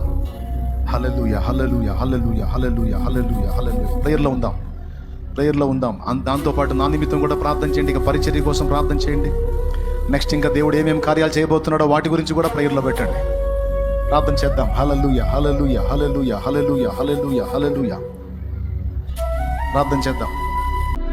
విశ్వాసంతో చేయండి. ఒకరి సమస్య కోసం ఒకరు మీరు ఎవరు చేపట్టుకున్నారో వారి గురించి అడగండి. మీ గురించి అడగటం కాదు, వారి గురించి అడగండి. నేను ఎవరు చేపట్టుకున్నానో వారు బాగుపడాలి, వారి బలహీనతలు తగ్గిపోవాలి, వారి సమస్యలు పరిష్కారం కావాలి, వారి ఇబ్బందులు తొలగిపోవాలి, వారిని పట్టిన శోధనలు వదిలిపోవాలి, వారి కుటుంబంలో సమాధానం కలగాలి, వారికి ఆరోగ్యం కలగాలి, వారి అప్పుల బాధలు తొలగిపోవాలి, ఆర్థిక ఇబ్బందులు తొలగిపోవాలి, ఆత్మీయ క్షీణత తొలగిపోవాలి. దేవా బిడ్డల్ని బాగు చేయి, దేవా స్వస్థపరచు, దేవా విడిపించు, దేవా అద్భుతం చేయి, దేవా సాక్ష్యాలు పంపించు. వారి పిల్లలు ఆశీర్వదించబడాలి, వారి కుటుంబాలు దీవించబడాలి, వారు రక్షించబడాలి. నేను ఎవరు చేయి పట్టుకున్నానో వారికి కార్యాలని జరగాలి ప్రభువా. నేను నా నిమిత్తం అడగట్లేదు, నేను వారి కోసం అడుగుతున్నాను తండ్రి.